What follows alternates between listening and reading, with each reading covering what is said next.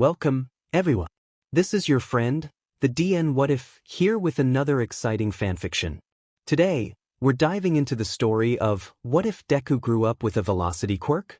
If you enjoy this video, don't forget to hit that like button and subscribe for more fanfiction content just like this. Now, let's get started with the fanfic. Inko was working on dinner when she received a phone call. After setting the knife down on the counter, Inko pulled out her phone. Without even needing the caller ID, she already knew it was her husband. "Hey Hisashi, are you headed home from work?" Inko said, familiar with this routine, as her husband liked to always call her whenever he was driving home. A weird habit only Hisashi had, as all her friends' husbands rarely did anything of the sort. Most days it was just routine, but sometimes it was a helpful reminder of when dinner needed to be ready. "I am honey, but I have good news. I got a call from the hospital a few minutes ago. Kana just came out of labor." Hisashi said as excitement filled his voice. "Our nephew was just born." Inko froze as the news entered her mind. She had to go over it a few times before everything made sense. Once it did, she screamed, "Wait? What do you mean? Kana already had her baby. But he wasn't due for another week. And how are you acting so calm?" Inko knew she should be excited for her sister, as this was the day the three of them had been waiting for since Kana first learned she was pregnant. Yet to hear the news so suddenly, Inko's worrisome mindset was acting up. Honey, everything is okay. I'll be home to pick you up in a few minutes, then we can head over together. I'm sure your sister will appreciate our company," Hisashi said, reassuring his wife that everything is fine. Yet he was failing. As Inko had been talking to him, she had turned off the stove and ran into the nearest bathroom. Grabbing a comb, she began to brush out of the mess she had since waking up. As she brushed her hair, she said, "No, Hisashi, everything is not okay. We were supposed to have a week left to prepare everything. Most of everything won't be ready until Friday. Hisashi, it's Monday." Hisashi laughed a little. "Inko, Kana, and the kid most likely won't be discharged until Thursday at the earliest. We still got some time to make sure everything is in order. I'm pulling into the neighborhood right now." Inko's panic rose even more and she dropped the hairbrush. Unfreezing, she dove up her makeup bag and began searching for lipstick. She wanted the DLVRY to be perfect, to have everything ready for when her sister and nephew left the hospital. "Honey, what did I just hear fall to the ground? And what did you just unzip?" Hisashi asked. Though he had grown accustomed to how easily his wife could panic at the smallest things, this was almost assuming. This was a time when her panicking was becoming a bigger issue than what she was panicking about. "You realize that we were supposed to have dinner with Mistuki and her husband tonight. Katsuki has given them a whole night's rest yet and isn't supposed to for another 2 months. Inko declared, having read all the baby care books so she could help out her friends. "I already told Masaru and he informed his wife. They're fine, they'll order some takeout," Hisashi said, then realized his mistake. Inko stopped as she did too. "Hisashi?" Her voice took a tone as if she was right to tear himself apart like she was an apex predator. "You mean to tell me that you informed the Bakugus of the situation before you informed me, your wife and sister to Kana?" "I'm sorry," Hisashi said as if begging for his life. Which he basically was doing, but he couldn't tell if it was working. "I'm pulling up to the house right now." That seemed to make Inko refocus. Forgetting the lipstick, Inko splashed some warm water on her face and then ran out of the bathroom. She hurried down the hallway and slid through the living room, using her quirk to pull her purse into her hand from the couch as she did so. Stopping at the front door, she knelt down and slipped on her shoes. Once the laces were tied, Inko ripped open the door and dashed out. After barely remembering to lock the door, Inko took off down the walkway. As she reached the road, Hisashi pulled in from the house. Sliding across the hood, Inko threw the passenger door open and got in.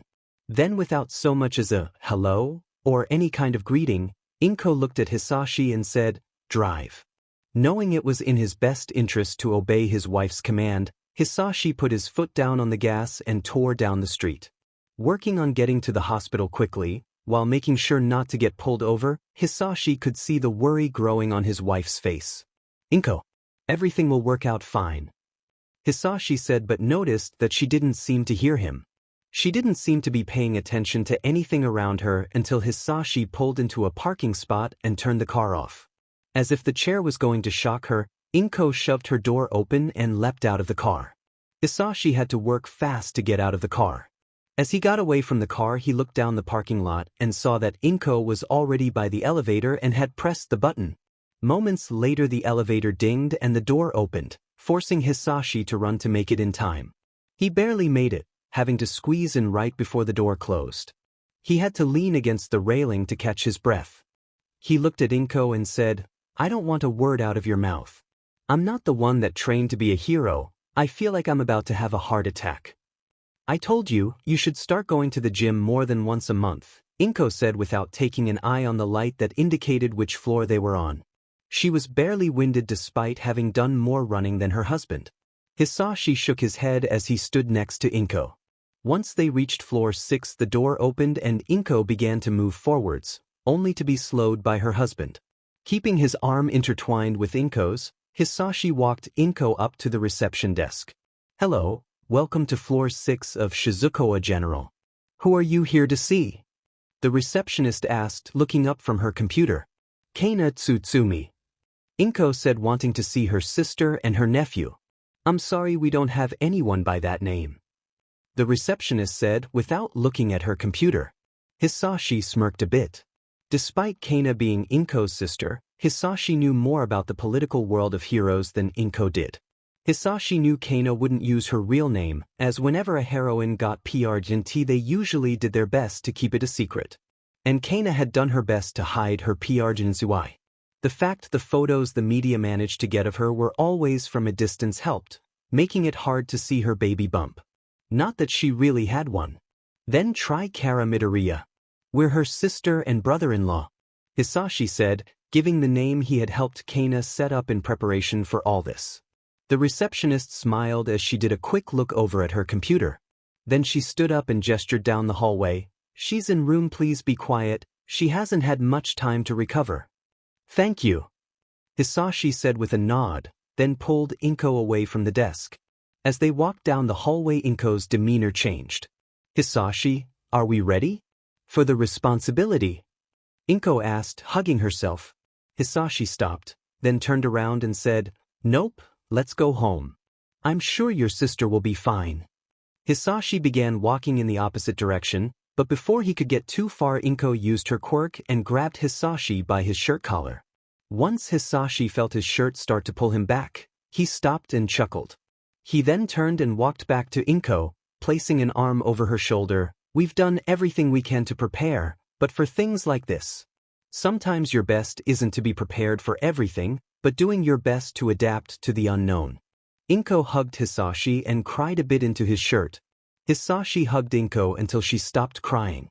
Once she stopped, she looked up at her husband and he asked, "Are you ready to go in?" Inko nodded, so together they took the last few steps to room 628, where Hisashi knocked on the door. A few moments later, a voice called out, "Who is it?" The voice sounded exhausted, but unable to sleep. "It's Inko and Hisashi," Inko said, in a calm voice. "Inko, it's good to hear your voice. You can come in, if you leave your baggage in the hallway," the voice said with a little humor in it. Hisashi gave a fake laugh and opened the door. "Obviously you're not that tired if you're able to joke about that." Hisashi and Inko walked in and saw Kana leaning against her bed. Her breath was slow and her eyelids were half closed. She tilted her head and despite being very pale, she gave a small smile as she saw the two. "Hisashi, I'm going to be able to joke about that on my deathbed," Kana said, her smile turning into a smirk. "Come on you two, let's not go there right now," Inko said as she walked over and gave Kana a little hug. "It's good to see you again. How was everything?" Kana nodded her head over to a small tub that had a blanket poking over the edge. "I was barely in labor for an hour, it seemed like the little sucker wanted to come out," Kana said, then noticed the worry on her sister's face. "Inko, he's fine." Despite being a week early, the doctor gave him a clean bill of health. "So what are you thinking about naming him?" Hisashi asked, walking over to the tub and looking at the newborn that lay inside. The newborn was wrapped tight in a swaddle and was fast asleep. I thought I would leave that up to his parents, Kana said. Inko took a shuddered breath and almost fell to the floor. Inko, that's why you left training. You wanted to have a family, something you have been trying to have for 3 years now. That is the whole reason I carried him. Inko looked her sister in the eyes and asked, Are you sure? Using all of her strength and willpower, Kana leaned forwards and gave her younger sister a hug. I'm sure. It's not like my work will give me the time to be a proper mother. I want him to grow up with that in his life. Kana broke the embrace and looked Inko in the eyes. Hey, that doesn't mean I won't be there when I can. I'm the one that went through all this. I'm going to see him grow up. So what are you going to name him? Izuku. Midoriya. Inko said, walking over and seeing her nephew for the first time. Inko looked back at Kana, who simply nodded. 3 days later, Kana and Izuku were discharged from the hospital. As Hayashi was unavailable, Inko picked them up and drove them home. At Hisashi and Inko's house, Inko carried Izuku while slowly walking next to Kana. Unlocking the front door, Inko helped Kana through the living room and to the ground floor guest room. After skillfully slipping Izuku into the bassinet that had arrived early, Inko sat down on the bed next to her sister. Together they sat on the bed in silence for a few minutes. Do you remember the day you told me you weren't going to train with me with the Hero Public Safety Commission anymore? Kana asked, then took a small drink of water. Yeah, at first you seemed disappointed, but then you smiled and gave me a hug. You told me that I should follow my own path, no matter how different it was from yours. Inko said, looking at her sister. Kana nodded and looked like she wanted to say something but didn't. Instead, she chose to say, You seemed so happy. I never saw you smile as brightly as when you talked about Hisashi. I hope you two will always know how much I love seeing you together, despite how often Hisashi and I butt head. I know you do. Inko said, giving Kana a mischievous grin. Kana chuckled and lightly punched her sister in the arm. Over the coming months, Kana worked herself back into top shape to go back to being a pro hero. Once she returned, she held a press conference telling everyone that she had a family issue that took all of her attention. As Izuku grew, Kana visited him and her sister as much as she could. However, with her agency only 2 cities away, her visits were not as often as she wanted to be, becoming less and less frequent as she got back into being Lady Nagant and the HPSC giving her more missions. Yet she tried her hardest to see her son, but that all stopped one day. On that one fateful day when the world she had disillusioned herself with shattered with a single gunshot. Izuku was 4 years old when it happened. His mother Inko was taking him to the local park to start the weekend off right. As they walked into the general area of the park, Inko's phone went off. Inko pulled her phone out and saw she was getting a call from Kana. Curious about what her sister might want to talk about, Inko answered the call and held the phone up to her ear. However, before she could say a word, Kana yelled, Inko! Thank God you picked up. What's wrong, Kana? Why are you calling? Inko asked, immediately noticing the stress of worry in Kana's voice. Inko felt herself begin to worry about her sister worrying, so she had to take a few deep breaths. Inko, I need you to listen to me. What I'm about to say is going to be confusing, but I need you to listen to me. Kana said, sounding out of breath. That made Inko extremely worried, as she hadn't heard Kana lose her breath. Not after training with the HPSC. Kana wasn't out of breath. Because she was tired, no, she was stressed. Inko could feel herself start using the training she got alongside Kana on how to deal with stressful situations. All right, what do you need to tell me? You're going to see my hero name in the news in the coming days. It will probably be about a fight I had between some other pro heroes. Just know that whatever they say isn't the truth. Kana said in an anxious tone, as the wind rushed by, making it hard for Inko to hear her sister. Then what is the truth? Inko asked, hearing gravel being moved from Kana's end of the call. That told Inko that her sister was being chased, but from who and why? Is that Aunt Kana? Izuku asked, tugging on Inko's pant leg. It is honey. We're in a serious conversation right now and she needs to tell me something. Inko said, then just heard Kana sigh a sad breath of air. What is the truth, Kana? I'm sorry, but it's better if you don't know the whole story. Just now I'm going somewhere and I'm gone for a while. Kana said, Inko's mind deciphered the code as Kana was going to get arrested. My God, Kana, what did you do? Inko asked, looking around as if someone was hunting her and Izuku. She scanned the crowd, a new couple walking their dog around the park. A street vendor selling snow cones. Just other people doing normal daily tasks. None gave off malicious intent. I'm sorry I can't tell you that. But there's something you can promise? Do you know how we talked about the future when Izuku starts to ask specific kinds of questions? Do you remember that conversation? Kana asked as she caught her breath. I do. Inko asked, grabbing Izuku's hand and pulling him over to a park bench. Her eyes are still scanning the crowd around her. A few new people had shown up, but still, none seemed to have the intent to harm Inko or Izuku.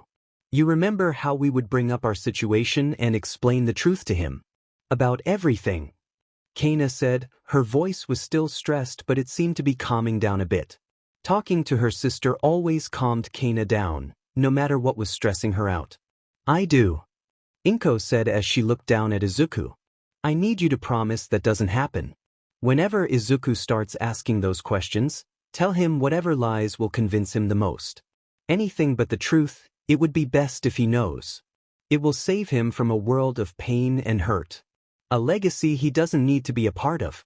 Can you promise me that? Kana asked. Inko took in a sharp breath and then asked, Why? Why are you asking me to do all that? I know right now that this all sounds confusing, but when you hear the lies of the media you'll start to understand. For now, all I can tell you is it would be for the best if you and your family didn't have any connection to the name of Kana Tsutsumi or Lady Nagant. As my younger sister, can you do that? Kana said, her voice sounded like metal being sharpened. Just tell me why. Why do I have to promise this? And I'll agree. Inko said. Yet Kana didn't answer for a bit. Inko could feel her heart rate skyrocket as she waited for her older sister to answer. Inko looked around the crowd. It was clear her sister was hunting. Maybe she was too. Their relationship wasn't publicly known. Only those from their childhood knew Kana and Inko were sisters. Inko never really wanted to become a hero. That's why she married Hisashi and quickly told his last name. She just wasn't meant for the limelight, but both sisters loved each other too much just to leave each other behind. Finally, Kana answered Inko's request. Just a single sentence. I'm sorry I won't be around Lil Sis, but we trusted the wrong people. Inko's world shattered as she heard her sister say those words, then to hear the phone call disconnect. Her sister was being hunted by someone from their past. Someone they had once trusted, and if they were hunting Kana, chances were they would start to hunt Inko and her family. Inko looked down at Izuku, Kana's son. The little boy who she was given to protect from the world. She wasn't going to let him be hunted too. Over the next year, Inko kept her promise and never mentioned her sister or her pro-hero persona. After seeing the new broadcast and seeing that Lady Nagant had been arrested for killing 2 pro-heroes, Inko understood why Kana didn't want Izuku to learn the truth. Her sister had been branded as a terrorist and an S-grade villain. If people knew that she was Lady Nagant's sister or Izuku was her biological son, they would view them differently.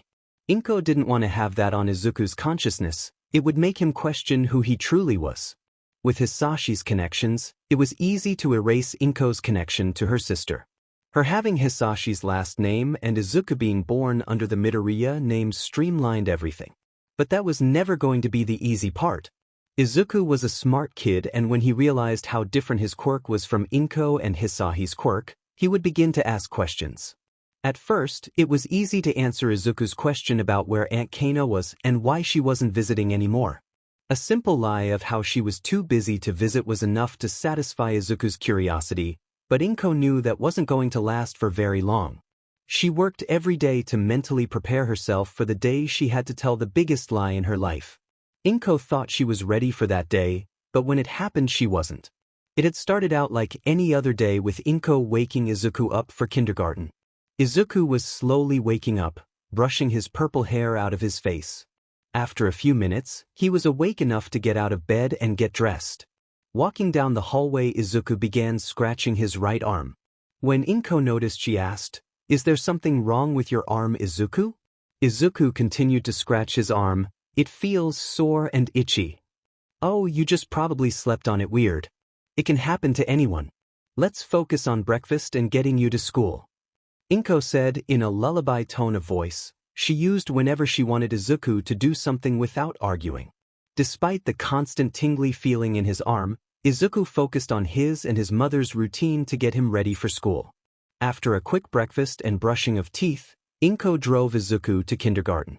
Walking him up to the front door, Inko noticed that Izuku was still scratching his arm. "Is your arm still sore, honey?" Inko said, crouching to be at eye level with her son. "Yeah, but it's not as bad as it was before," Izuku said, putting on a cute, tough guy face. Caused Inko to laugh and hug Izuku. "We'll try not to think about it too much. If it still feels weird after school, we'll take it to the doctor and see what's wrong with it," Inko said. Izuku nodded, then walked into school. Throughout the day, Izuku did his best to ignore how sore and irritated his arm was. Yet the feeling only got stronger and stronger through the day. Until after lunch, when everyone headed outside to play in the yard.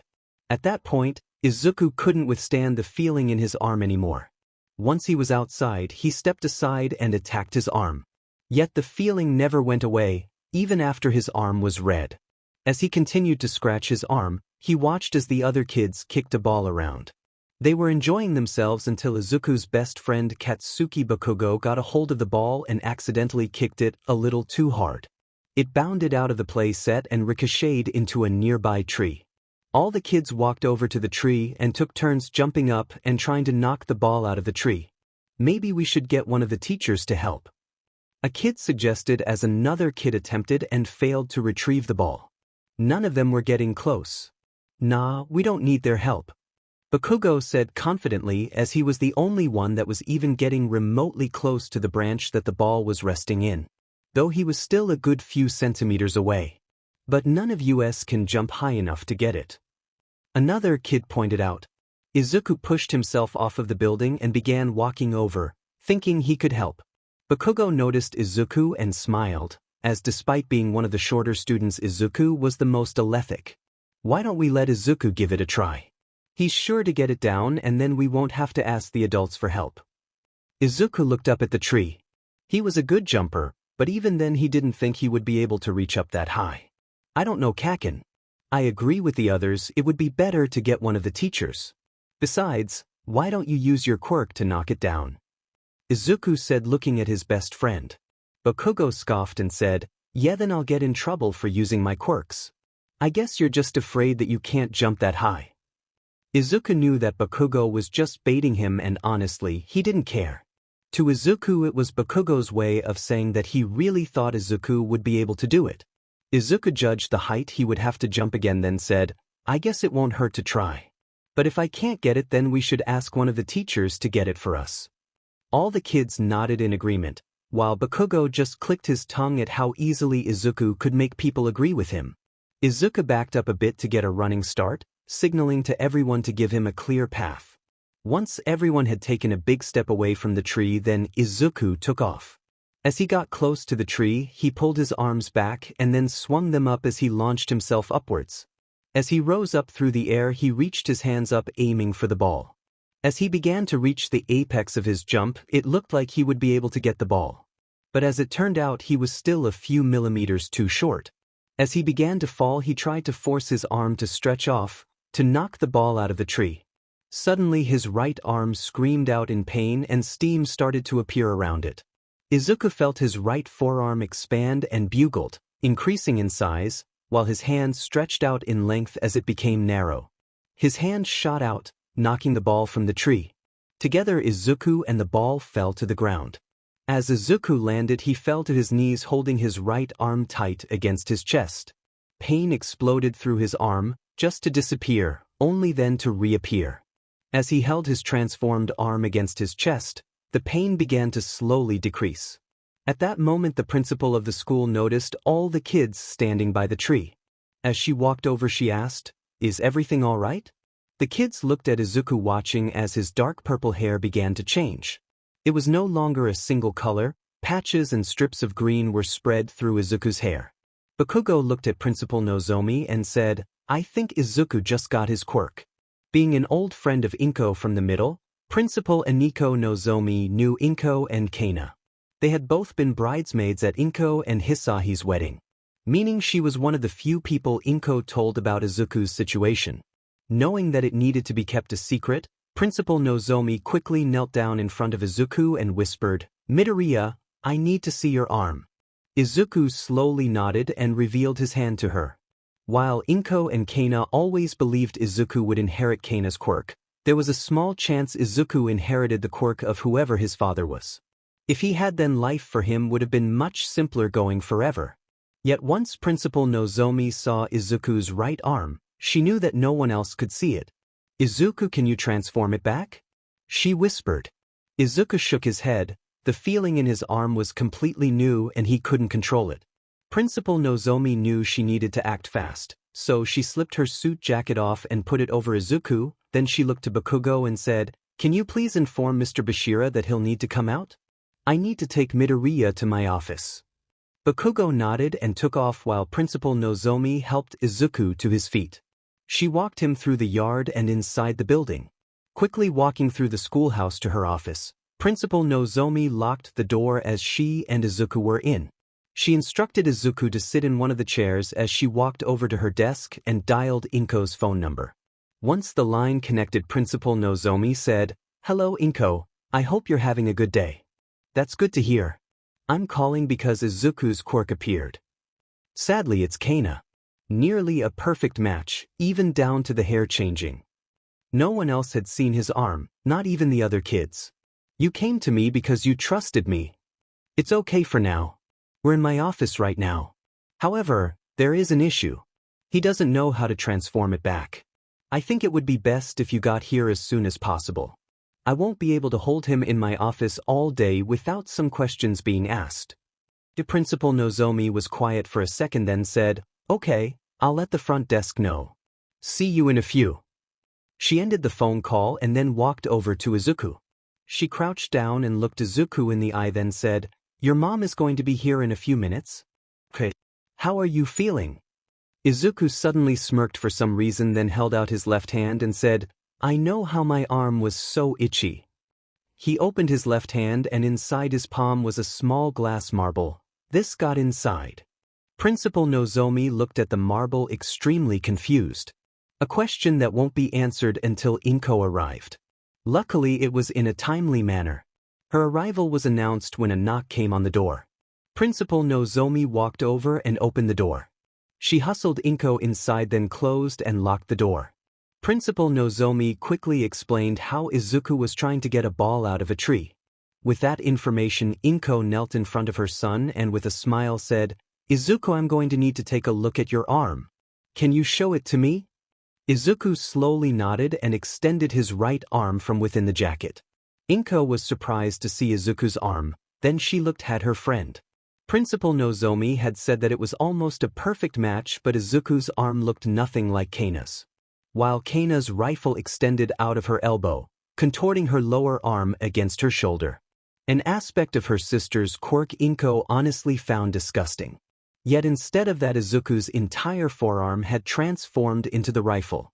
His forearm had transformed into the stock and main body of a long-range rifle, while his entire hand had stretched and narrowed into the barrel.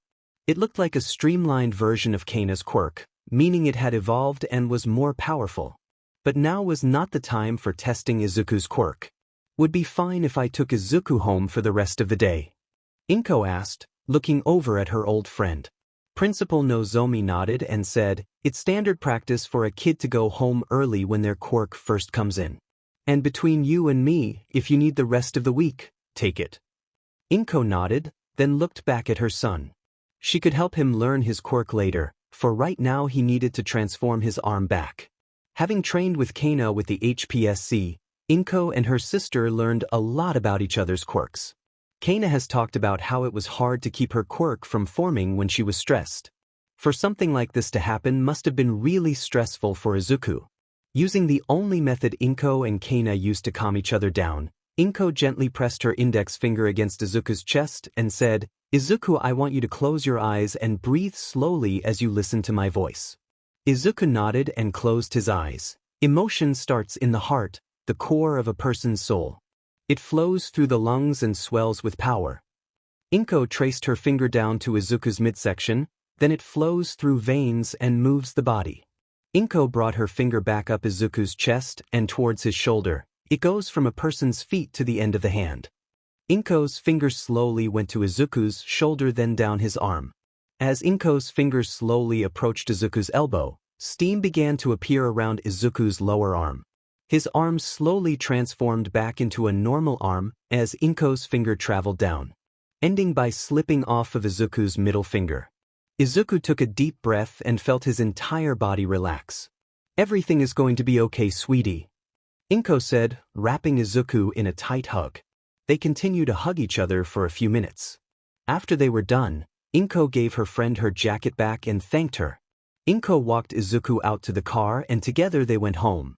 At home, Inko made Izuku a small snack of rice, then they sat down at the kitchen table. As Izuku slowly ate his rice, he looked at his mother and asked, "Why weren't others allowed to see my quirk? Is there something wrong with it?" Inko wanted to kick herself for her luck. Of course, Izuku would ask the question that got to the heart of the issue. Inko had to think of something quickly, then her eyes fell on Izuku's All Might shirt. A lie that would be believed and easy to remember formed in her mind. "Izuku, you know how the world is protected by All Might." Inko began and Izuku nodded his head. "Well, it wasn't always like that. Bad people were hidden in the world's shadows and they craved power. Imagine if someone bad got a hold of All Might when he was young and taught him to hate the world." Izuku shook his head and said, No, I want to." Inko panicked and hugged Izuku. "It's okay, the world isn't like that, but I worry about you a lot. Your father and I have always known you would have a powerful quirk, but you're gonna have to learn how to control it, to use it to protect others. But until then it's best not everyone knew about your quirk. Can you do that for me?" Inko asked, holding back a grimace. She knew that probably wasn't the best way to explain everything, but she couldn't take back anything she said. This was the lie she was going to have to live with for her life. Izuku thought about it for a second. The world was filled with powerful quirks, heroes that used them to protect others. What would happen if one of those heroes was raised to be a villain? How different would the world be? If he had a powerful and amazing quirk, then he needed to choose the path of hero. But there was one thing he wanted to do. "Can I at least show it to Kaken?" Inko had to stop herself from bursting out laughing. Of all the things Izuku was going to say, asking to share his quirk with his best friends should have been the first thing she expected to hear. She gave a light chuckle, then rubbed Izuku's hair. "How about you learn how to control your quirk before you show it Katsuki, okay?" Izuku nodded with an understanding of his mother's words. Izuku spent the rest of the day playing in his room while Inko figured out how to test her son on how to use his quirk without making her seem too knowledgeable. It began with taking Inko's offer to take the rest of the week off. The next day, Inko began teaching Izuku to control his quirk. It started with Izuku learning just what his quirk was. Inko explained to him that his quirk allowed him to transform his right arm into a long-range rifle with the ability to fire a bullet. Inko worked with Izuku to learn how to control his quirk's transformation and only be active when he wanted it to. Something Izuku picked up unnaturally quickly and had a good handle on by the time Inko served lunch. Inko spent the afternoon subtly giving clues that Izuku was supposed to use his dual-colored hair to weave bullets to use. By the time dinner rolled around, Inko was about to spell everything out for her son, but as he sat down he brushed some hair out of his face. He commented how his hair somehow weaved in on itself.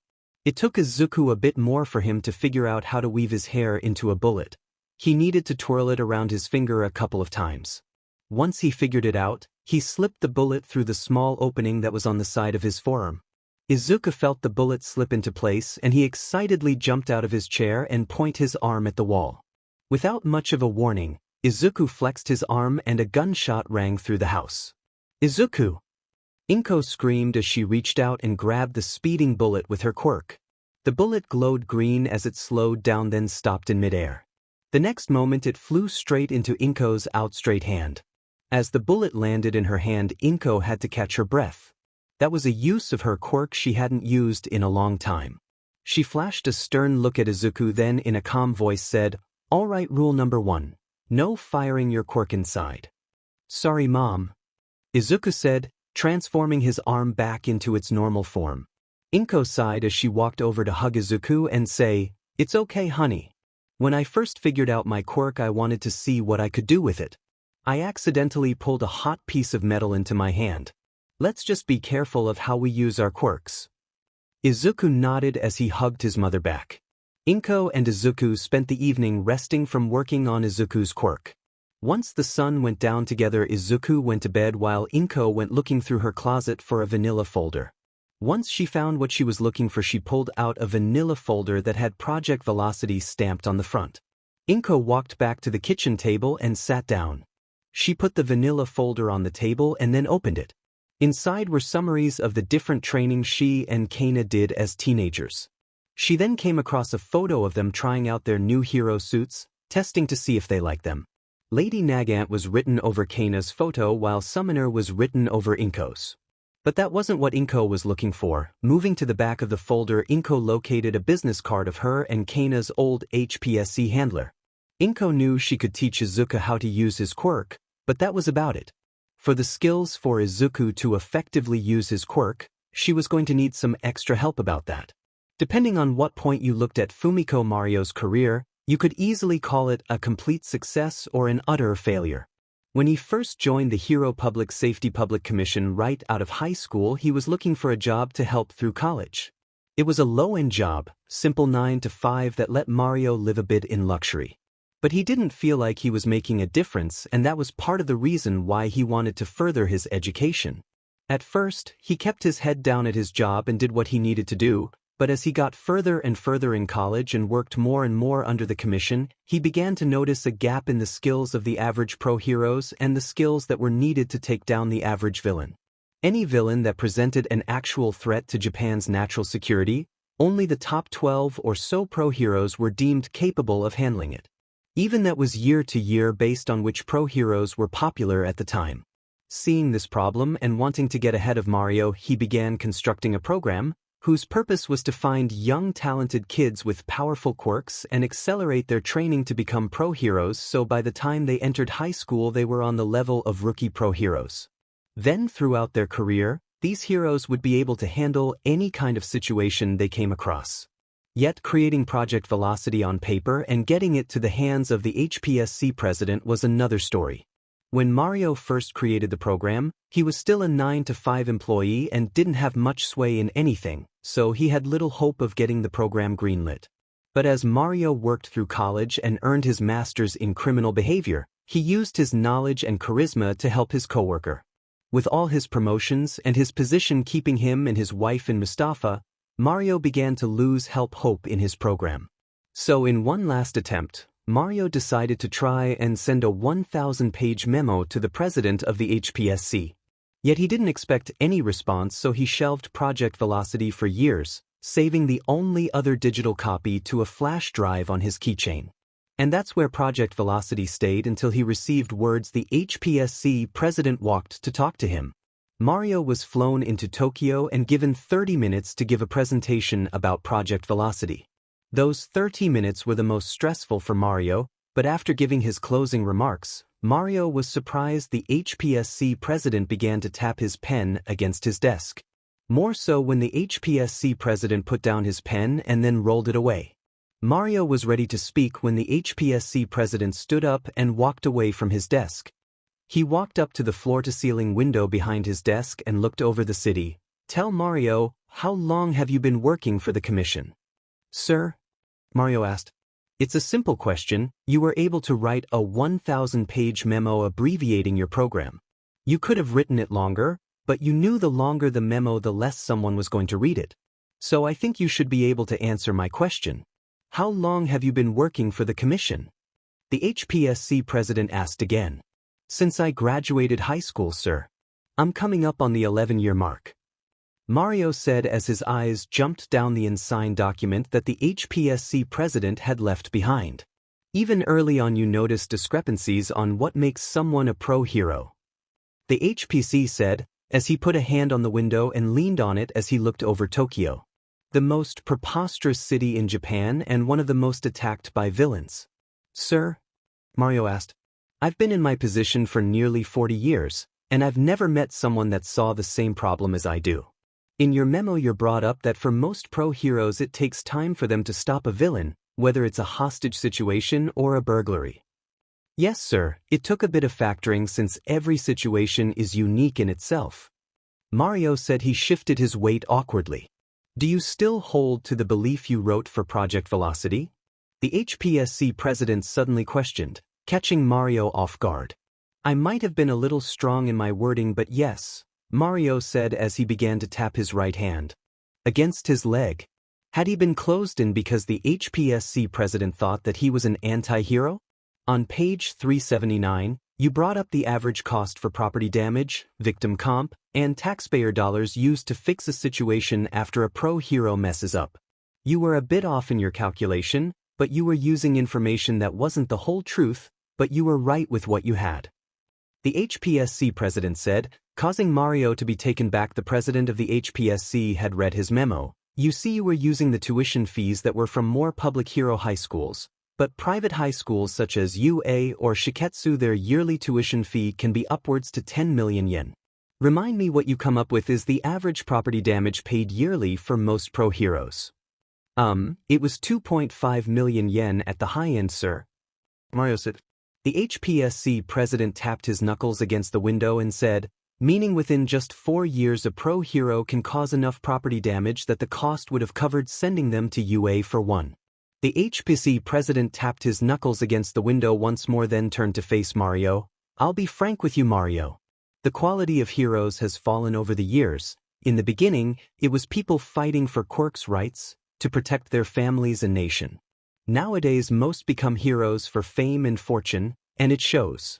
Every year the commission is having to pay more and more for property damage. And 7 out of 10 times property damage is caused by pro heroes, and the 3 it's because the villain was able to run away. Just yesterday one of those instant villains was able to run around because the heroes weren't up to the task. They didn't have the skill. You see, the new generation of pro heroes, they don't think they want to be better, faster, stronger, more popular. They only care about their next paycheck, so when they're faced with a challenge that's beyond their level, they think they can still win, but then they make mistakes. And who has to pay for it? Certainly not the pro heroes. They've only painted in a good light because they stopped the villain. Definitely not the hero school, the ones that failed in training and preparing new hero students for the jobs. No, it's the commission, because it was formed to oversee pro heroes. We have to pay for their failure, for their unpreparedness. Until the point I'm forced to play my hand and demand new training for new heroes, also they're better prepared, yet I'm told to back off. That's not my position or my job to oversee that part of the heroes.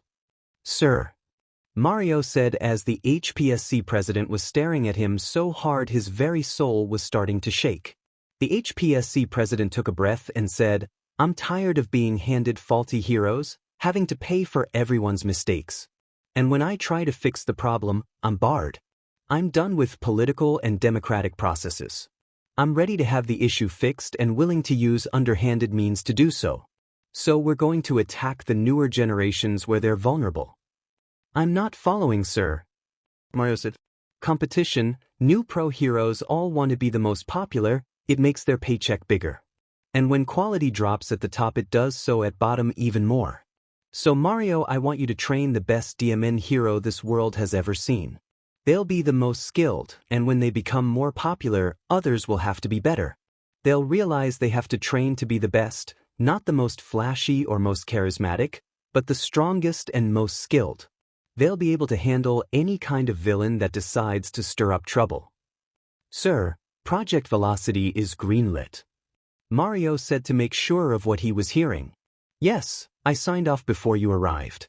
But understand, Mario, UA and other schools can't learn what your program is or they will retaliate.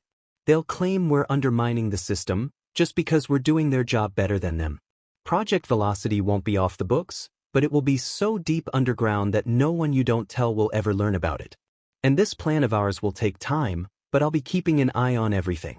Both of our careers could be put on the line with this, so I expect some kind of result by the end of the year. Am I understood? Yes, sir. Mario was ecstatic, his life dream was coming true and he had the chance to train a pro hero. A hero that would show the world what the #1 hero looked like.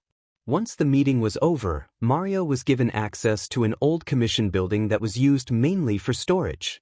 He would have preferred the state-of-the-art faculty, but as the program was a secret, Mario was happy for any help. Mario spent the weekend looking over the building, and it did have potential. So after calling in a few favors and working late at night, the building was slowly emptied and cleaned. Once that was all done, Mario had to find things to fill the place. The first and most obvious items were the training machine and turning a floor into a studio to train martial arts. One floor was dedicated to the filing and administration work. Then the building was sectioned off for more specialized training, such as different environments that pro heroes would come across or rooms to train specific types of quirks. Then came getting workers for the program. Mario was able to hire some of his co-workers who had climbed the job ladder as well, while hiring some fresh minds to the commission. And while the HPSC president stayed out of the program for the most part, remaining a silent observer, he didn't impress some few employees that Mario was more than happy to accept as a show of good faith. Then came the trainers. Those ranks were mainly filled with older HPSC employees who had once been heroes themselves or had trained in some form of martial arts their entire lives. Then the final brick to be laid was finding someone who had potential. A kid who had a powerful quirk and a baseline of skills to work on, but more than anything else, a kid had a deeply rooted want to become a pro hero. And while Mario wasn't about to find a kid, he came across a pair of sisters that were closely knit together and could grow to become a pro hero duo. The older one could form a powerful rifle out of her elbow, and the younger sister had a weak form of telekinesis. When their files came across Mario's desk, at first he thought he had been given them accidentally. Though out of curiosity he looked them over and became interested in the older sister. She could become one of the deadliest sharpshooters in the world, able to take out a villain from far away. But then there is the younger sister, her quirk only allowing her to attract small objects to her, may be useful to a rescue hero if the object were heavier. Mario kept the file in thought for a week, and once he found time he met with the older sister. The older sister was excited, to say the least. She wanted to protect the little guy in her own words. But when Mario explains that her younger sister would be barred, the older sister threatens to close the door. At the moment Mario didn't think he should, but as Project Velocity needed to show results soon, he allowed the younger sister to join in the training. It didn't take long for Mario to become grateful he took the deal. Within months of training, the pairs of sisters were progressing faster than expected. And while it was a bit lost on him why, his wife happily provided scientific reasoning behind it. She explained they were sisters. That much was obviously. What wasn't so clear was what that meant. Mario's wife explained that they were close to each other in every aspect, and wanted to see each other become the best version of themselves. That's why they trained so heavily, because they wanted each to be the best they could be. And all this pushing made the sisters better every day. Until, by the time the young sister was a senior in high school and the older sister only had 3 years as a pro hero under her belt, they were on the level of many top pro heroes. One perfected long-range encounters while the other became the nation's top closed-quarters fighter, and together there was no challenger, no opponent they couldn't fight against and win. Yet not everything can last forever. Though the younger sister happily trained alongside her sister, Mario noticed she didn't have the same drive to become a pro hero as her older sister. So after graduating high school, the young sister met a charming man, and it didn't take long before they were announcing they were getting married and she would be leaving the life of a hero. Mario would admit the wedding was beautiful, and he was happy for the young sister, but the HPSC wasn't too happy about losing a valuable asset. Luckily for Mario, the older sister stepped up in her career and became a well-known hero. Her success in the billboard and media proved Project Velocity was a success. The media was covering everything they could about her. Then the older just had to go and ruin everything by killing the head of the HPSC. When Mario received the call that Lady Nagant had killed the president of the HPSC, he knew he had to protect his program at any cost. He worked tirelessly the following week, getting everything ready. Ready for anything that could be thrown at him. Then when the time came, he stood in front of the board of the HPSC. The worth of Project Velocity was brought into question, and whether the success achieved was worth the end results. Mario fought hard to keep the program alive and under his command. It was a long 7 months, and in the end, Project Velocity was kept alive, but Mario had to hand control over to a council that was formed to oversee the program. While many wanted to see Mario barred from the commission, a deal was made that Mario would be kept on the program as an acting supervisor if and only if he was able to find a suitable replacement for Lady Nagant by the year's end. Luckily, fate was in Mario's favor, and only 6 months later he was about to find a kid that was about to save over 50 people. With his career riding on the line, Mario began to immediately train the kid and his quirk. Everything about the kid's progress was documented, and when the evaluations came, the kid was on track to become the perfect replacement for Lady Nagant. Takami had even less skill coming into the program, but he was making more than enough headway to keep Project Velocity alive. Yet Mario knew how easily success could become undermined, so he made sure to keep Takami on pace. At Takami's year test, he blew all of his records out of the water. So much so that after Mario thanked his superiors, he told a member of his team to buy Takami a gift to keep him in high spirits. Mario then drove home to celebrate his newfound success alone, as his wife was at a conference in Tokyo. As soon as he got home, ordered his favorite takeout, and as he waited for the food to arrive, he searched his drink rack and found a bottle of Karuizawa Samurai 1. Returning to his dining room just as the food arrived, Mario was about to sit down and enjoy the success of his life's work. Or he planned to if it was not for his phone ringing.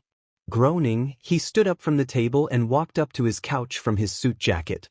Maybe it was his wife calling, and Mario would be more than happy to talk to her after the long day he had. Yet after fishing his phone out, Mario saw that it was an unknown number. Damn it, Henkito, this better not be you. That's your 7th phone in the past 4 months. Mario said, because who else would have his phone but their contact not be saved?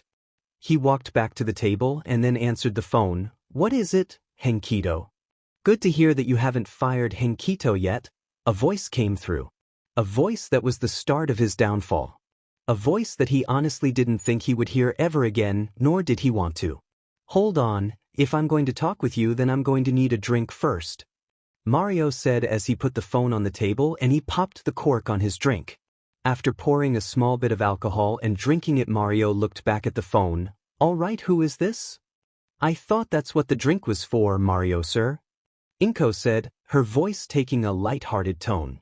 She probably didn't like making this phone call any more than Mario liked getting it. They had gone on their separate paths a long time ago. Inko Midoriya, as I live and breathe. What could possibly possess you to call me after what you and your sister did to Project Velocity? Mario said as he poured himself another glass. It was a few moments before Inko spoke again. When she did, it was soft and controlled. Sir, I did not call you to air out any grievance, but I know my sister and I didn't always show our appreciation for what you did for us. Me leaving the program at such a crucial time was wrong to do, and what my sister did by killing those other heroes. Everything you did for us, getting us out of that situation, training us to be heroes, I'm sorry everything ended the way it did. Mario shook his head as he had to remember the lie. The HPSC had created for the media. Mario and his team had worked hard and fast to cover that mess up, yet from the way Inko spoke she knew that wasn't the truth. Mario found that strange, but if she knew the truth, then why would be calling? She would never trust the HPSC again if she knew the truth. Well, thank you for that. So what do I owe the pleasure of your call? Mario asked, his curiosity piqued by this. He needed to know if Inko knew the truth behind that day. If she knew, then no matter how well Takami did on his test, if Inko released that information, Mario could end up in Tartarus alongside Kana. Sir, the day my sister got arrested, she called me. Mario began to panic as there had been no information of Lady Nagant making a call as the HPSC chased her down. Perhaps Inko knew the truth. I was the last one she talked to before she was captured. Sir, the way she spoke, it sounded like she was being framed for killing those pro-heroes. In her final words to me, she told me that we trusted the wrong person, and now I believe that same person might try to hunt me and my family down. I thought we had trained you to protect yourself in this situation, and your husband is in America right now, Mario said, still trying to figure out if Inko knew the truth. It was clear she didn't believe the story told to the media, but she didn't know the actual story. Kana hadn't revealed any of that information, so perhaps Project Velocity wasn't in danger and Mario could salvage Inko's potential. Mario heard Inko take a deep breath and then say, "Sir, Kana had a son." Mario almost choked on his own tongue. Kana had a child, yet she was never married, and how did she hide it from the media, let alone Mario and his team? She did her best to hide it from everyone, including the HPSC. In the end, knowing her job won't allow her to be a proper mom, she gave her son to Hisashi and me to raise. He gained his quirk today and honestly, I don't know how to train him. To teach him how to use my sister's quirk without bringing up our past, I can't do that.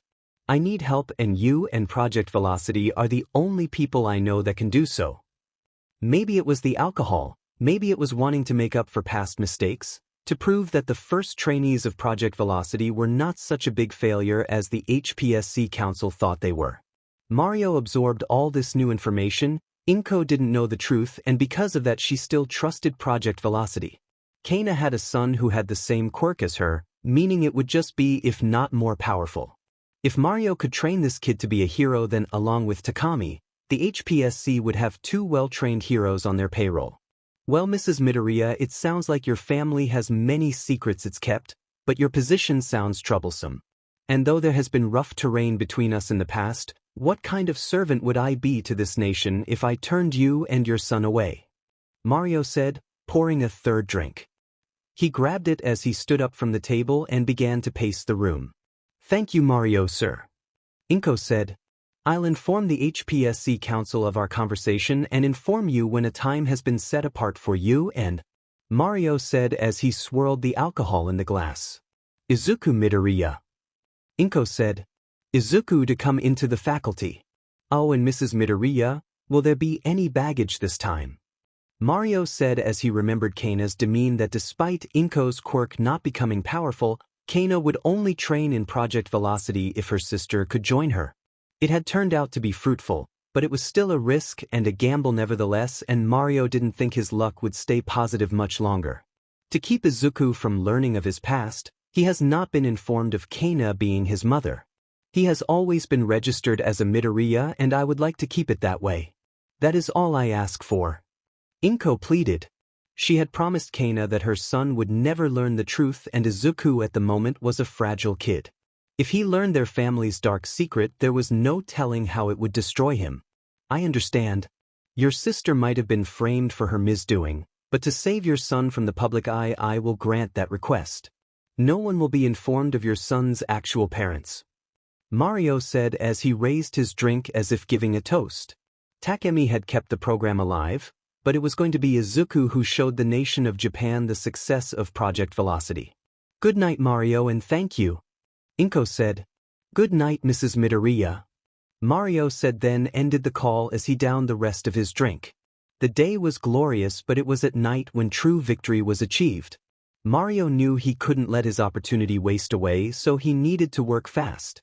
Switching over to contacts, Mario pulled up Henkito's number and called it. After the third ring, the call connected and Henkito opened with, Good evening, sir, what do you need? Henkito, how would you feel about working some overtime? Mario asked as he focused on getting everything ready. The timing of this was critical. He needed everything ready for when he stood in front of the HPSC Council. They would find out about his team training Izuku, and if they feared the past repeating, then Mario would most certainly be kicked from the program. And then control would go to someone else, something Mario couldn't let happen. The program was his dream, his idea. He wouldn't let someone else have the glory of it. On what, sir? Henkito asked. Making Project Velocity what it was always meant to be. Mario said, with the plan of no longer allowing his career to be a laughingstock. The next day and over the coming week, Mario worked with his team to get ready for Inko and Izuku's visit to their training faculty. Mario was vague on the details of the purpose of the visit, only telling a select few of those who needed to know. He wanted to give himself as much time as possible to get everything squared away before the council caught wind of everything. Mario searched through the files, digital and physical, until he found the files pertaining to the Tsunami sister. He looked over the file cabinet worth of information, which contained training regimens for weights, karate, judo, and bukijutsu, along with test results and a food plan to build up stamina and strength. Every day Mario went home exhausted but more proud than ever, as each day he could see his vision of Project Velocity becoming more and more of a reality. At the end of the week, everything was ready, so Mario called Inko on a secure line and informed her. They quickly set up a day for Inko to bring Izuku in and run some tests on his quirks. In the end, they decided on next Saturday after lunch, and Inko ended the phone call by thanking her old friend, and Mario remarked he was happy to be of service again. Even with everything squared away, Mario didn't slow down. He doubled and triple-checked everything. He planned on only having a small team, himself and 4 others, when Izuku arrived. This meeting was just as secret as Project Velocity was at the beginning. A small team help a kid with a powerful quirk become a hero. In the beginning and in the end, that's what the program was built to do. On the day of the meeting, Inko worked from a long and resting sleep. Her worry had stayed constant throughout the week. Everything she saw Izuku, she couldn't help but think of the situation of her sister. Inko was reminded of how she had seen or heard from her sister for some time. But that was the price of keeping herself and Izuku safe, and while Inko didn't know how Kaina's situation was in Tartarus, Inko was sure her sister was thinking the same. As Inko got out of bed and walked over to the window to open, the morning sunlight touched her face and she felt relaxed. Kaina always said she enjoyed looking up at the night sky and seeing the stars, but to Inko nothing could ever beat the sight of a beautiful sunrise. Inko looked at the rising sun and hoped that after a day her worry would become tempting. Turning away from the window, Inko headed downstairs and started making breakfast. As she worked in the kitchen, she heard the sounds of Izuku waking up, and a few minutes later he walked into the kitchen. He yawned as he rubbed the sleep from his eyes and sat down at the table. "Izuku, honey, we're going to meet up with some of Mom's old friends this afternoon. Is that all right with you?" Inko asked as she cracked a few eggs over a frying pan. She had decided to go with American-style scrambled eggs and toast. Let the egg cook. Inko pulled up a cabinet and grabbed the loaf of bread. At the safe timing, using her quirk to plug the toast, which she slipped the beard into and pulled it down. "But Kakin and I made plans to play with each other this afternoon. You said I couldn't show him my quirk until I had some control over it."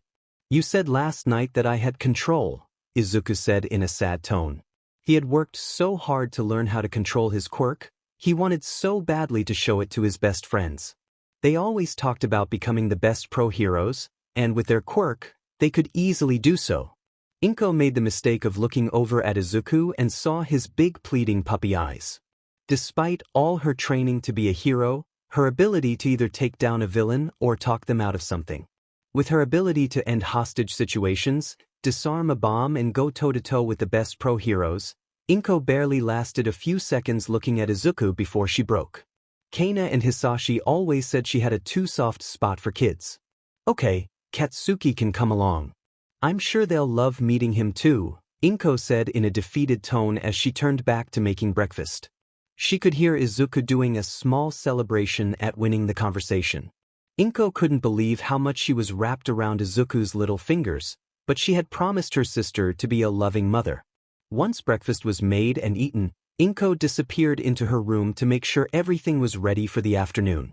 While she did this, Izuku played in the front room by himself, waiting for his friend to come over. Around lunchtime, a knock came on the front door and Izuku giddily ran to and opened it. On the other side of the door was Izuku's best friend, Katsuki Bakugo. He was wearing a black shirt with a skull on it and tan pants. As Izuku opened up the door, Bakugo had his hands in his pocket as he looked at Izuku with an unimpressed face. "Mom said you sounded pretty enthusiastic last night. So what's this thing you wanted to show me?" Bakugo said as he walked into the house. Izuku closed the door and fell into step with his friends. "My quirk," Izuku said, his voice starting to get fast. As he led his best friend to the dining room, a bounce appeared in his step. He had worked so hard to gain control over his quirk, and it was so cool to him. "That weird thing your arm did at school a week ago. I think I was the only one that saw that." I was going to say something, but the principal's action made it obvious that no one was supposed to see it, Bakugo said as he and Izuku sat at the table. 2 sandwiches were waiting for them, making Izuku look into the kitchen to see his mother making herself one. Izuku tilted his head in confusion. Since when had she been in the kitchen? So what's your quirk so mysterious? I bet it is not even cool, not like mine. Bakugo held a hand up and lit off a small explosion. Katsuki, no quirks in the house, Inko said from the kitchen. The second explosion quickly died in Bakugo's hand as a whiff of smoke appeared, then he had to wave out of his face. He then turned to Izuku and gave a confused look. My quirks can be a bit destructive, yours too, so Mom made the rule of no quirks in the house. To stop accidents from happening too often, Izuku explained as he thought back to when he first used his quirk in the house. Bakugo shrugged as he lowered his hand and went back to his sandwich. If you can't your quirk, then how are you going to show me? Izuku laughed as a mischievous grin that looked as if he had gotten away stealing a cookie from the jar appeared on his face. There's a difference between showing and using. Let's have lunch first. This caused Bakugo to laugh and they both quickly finished their lunch. Once their meal was eaten and they had put their plate in the sink, Izuku led Bakugo into the living room. Walking back into the living room, Izuku directed Bakugo to sit on the couch while he positioned himself on the floor between the couch and the ottoman. Izuku laid his arm across the ottoman and took a deep breath. Flexing his hand and forearm, Izuku felt a small tingly feeling appear as steam formed around his arm. He felt his forearm and hand change, expanding as he activated his quirk. A few seconds later, Izuku's shot forearm while hand and fingers narrowed and curled into a barrel. Resting on the ottoman was now a purple and green long-range rifle, and as Bakugo's mind recognized the change, he jumped a bit in his seat. As Bakugo settled down and lowered himself back down to the couch, he leaned forward to get a better look. Izuku's arm looked like a mixture between flesh and metal, and at the point of transformation, Izuku's veins were purple until they disappeared into his upper arm. What is it? Bakugo asked as neither of them had seen a gun before. They were still only 5 years old, and since Quirk had been inherited by 80% of the world's population, people had stopped carrying small firearms for personal protection. And while police carried around pistols, neither of the young boys had seen a gun that looked like Izuku's arm. My mom said it was a rifle. And get this, I can twirl my hair and weave them into bullets. Izuku said as he began to use his left hand to twirl a bit of his hair. After a few seconds, the hair solidified into a bullet that Izuku used to make a show out of loading the bullet. I haven't had a chance to get much practice. It is not as easy to hide as your quirk. Izuku looked at Bakugo and noticed his best friend had a weird look on his face. Izuku looked back at his arm, then back at his friends. Friend. What? Izuku asked as Bakugo stared intently back at Izuku's arm. Midoriya, look at your arm. Bakugo finally said. That just confused Izuku further. Wasn't the whole point of this to show off his quirk? Maybe Bakugo found it weird to look at, or he found it cool, but then again that described most of the quirks that were heteromorphic. Either really cool or really weird, but Izuku couldn't tell which way Bakugo was leaning. I am. Izuku said in a sarcastic tone. No, I don't mean your right arm, cool by the way. I mean your left arm. You have a mark that wasn't there a few seconds ago, and Aunt Inko isn't going to let you get a tattoo. Bakugo said, lowering his voice to a whisper as he slid off the couch. He grabbed Izuku's left arm and rotated it so the inner side of his biceps was revealed. Izuku looked at his left bicep, confused about what his friend was trying to point out, and then he noticed it. It was small, easily mistakable as a sharp MS or old carnival toe. But on Izuku's left bicep was a purple marking in the shape of a bullet. And Izuku was sure it wasn't there a few moments ago. What do you think it's for? Izuku said as he poked it. It didn't feel sore like a new tattoo should be, nor did it rub off like a temporary tattoo would have. Izuku then inspected the rest of his left arm to see if there were any other markings, but he didn't find any. I don't know, but it wasn't there earlier, Bakugo said. At that moment Inko came into the living room and looked between the boys. All right boys, it's time to head out, Inko said. She had just gotten off a call with Mitsuki where they talked about Izuku joining Project Velocity. Mitsuki had joked about how Katsuki should join the program if nothing else to learn some manners. Inko ended the call by calling Mitsuki buff, saying that Katsuki was welcome to join Izuku in training. Bakugo looked between Izuku and Inko. Where are we going? To meet some of Mom's old friends. Izuku said, hopping off the ground, and Bakugo followed him out of curiosity. Inko helped the boys load up in the car and then got in herself. After backing out of the driveway, Inko directed the car to the building where Project Velocity was stationed. On the drive there, Inko thought back to the training she and Kano went through. In the beginning, it was tiresome. They trained more than just their quirks, their minds and bodies were put through the ringers too. Each day they were exhausted and they often fell asleep on their way home. Through that training, Inko became a strong woman, yet the life of a hero was something she never wanted. When she met Hisashi, she felt marrying him was the only way out of becoming a pro-hero like her sister. But now she needed to protect her family from whoever hunted her sister. Izuku needed the same training, to learn how to use his quirk and how to protect himself. Within the hour they arrived at Project Velocity. Inko pulled the car into a parking spot and got out, as Izuku and Bakugo were right behind her. Izuku looked up at the building and thought it looked like it belonged to a corporate business. He looked at Inko and said, "Mom, I thought we were going to meet some of your old friends." The Midoriya family had never really been that wealthy, nor had they been associated with upper-class workers. Hisashi was working in America and sent money home, but his pay barely covered the house and his apartment. The closest was the Bakugo family and Masaru's work in the fashion business, but they didn't live a wealthy lifestyle, nor did Mitsuki Bakugo act like a rich woman. However, in Inko's mind, she definitely pushed the envelope. "We are," Inko said as she walked up the stairs and opened one of the doors.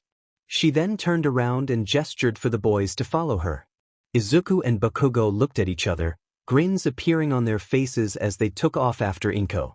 She led the duo to an elevator and once inside pressed the button for the 5th floor. As the trio rode the elevator, Izuku looked at Inko and asked, "Mom, who are we exactly going to meet?" His mother never mentioned having friends who worked in a building like this. Inko sighed, then looked down at the ground. "Zuzu, do you remember that conversation we had when you first got your quirk?" Izuku gave a small nod. "Your mother knows some people that specialize in training young kids with powerful quirks, such as yours and Katsuki's. They help kids like you learn how to use their quirks and become heroes." From that, Izuku got a big smile while Bakugo got a feral one. Now that they knew what was happening, neither of them could wait to show off their quirks and what they could do with it. Yet it seemed to take forever before the elevator arrived on the 5th floor and opened. Once the door opened, they were met with an amazing sight. A kid only a few years older than Izuku and Bakugo, with bright red wings, was flying around the floor. As he flew around, feathers from his wings shot out and hit targets of varying sizes. These targets were placed all round the floor and the kid hadn't missed a single one. Izuku and Bakugo watched as the kid hit the last target with 3 feathers and then landed right next to a table. As the kid looked at the adults, all the feathers that had been shot into the targets dislodged themselves and returned to the red wings on the kid's back. Standing at the table were Fumiko, Mario, and 4 members of his team. Mario looked up from a monitor screen and said to the kid, "Well done, Takami, you beat your previous record by 3.5 seconds. Keep up that pace and you'll be on the level of a pro hero by the time you're a teenager." The kid nodded as pulled a BLNDFLD down from his eyes. Izuku hadn't noticed the BLNDFLD as the kid was flying around, making the kid's skill even more impressive. The red-winged kids looked at the different targets.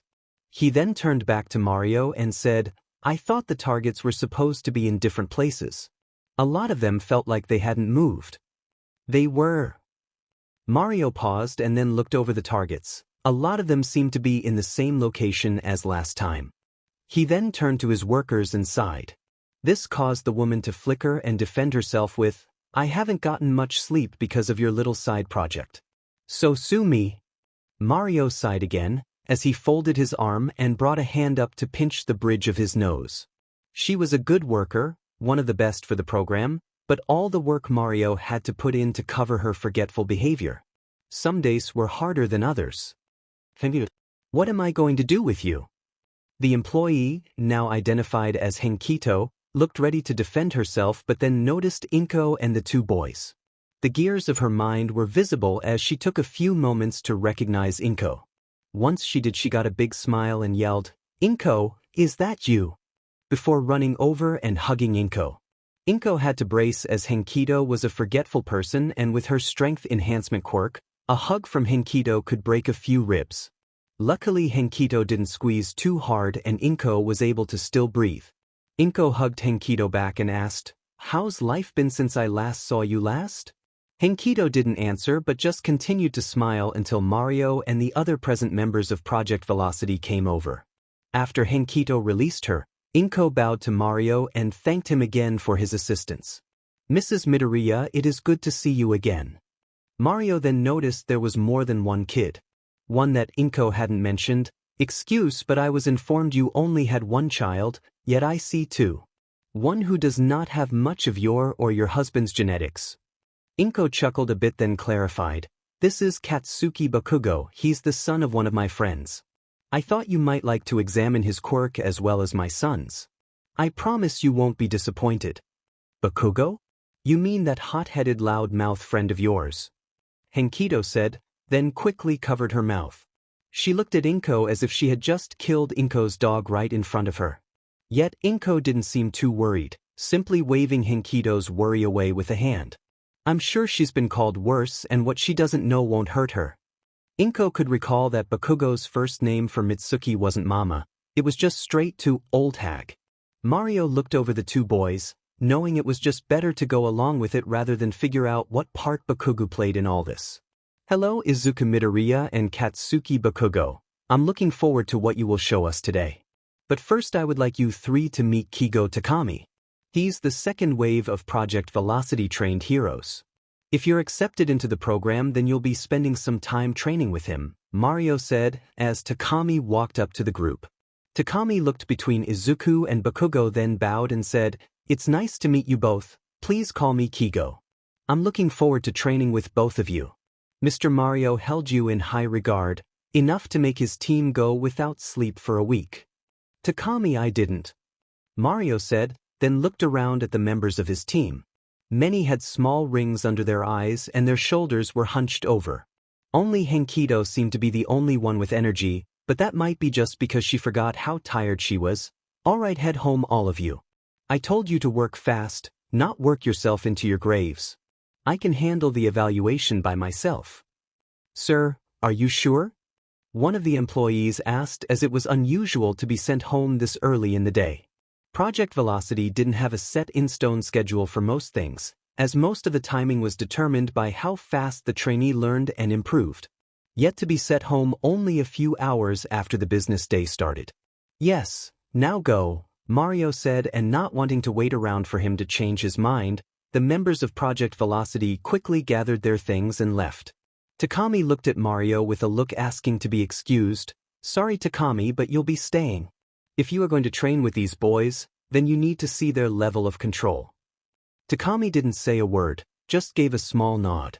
Mario then turned to Izuku and Bakugo and said, "How about a small demonstration of your quirks, then I'll set up some small tests for you to go through.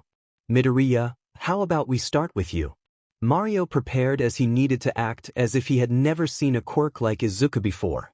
To make it seem that Izuku's quirk itself was unique to Izuku. Izuku nodded and lifted his right arm.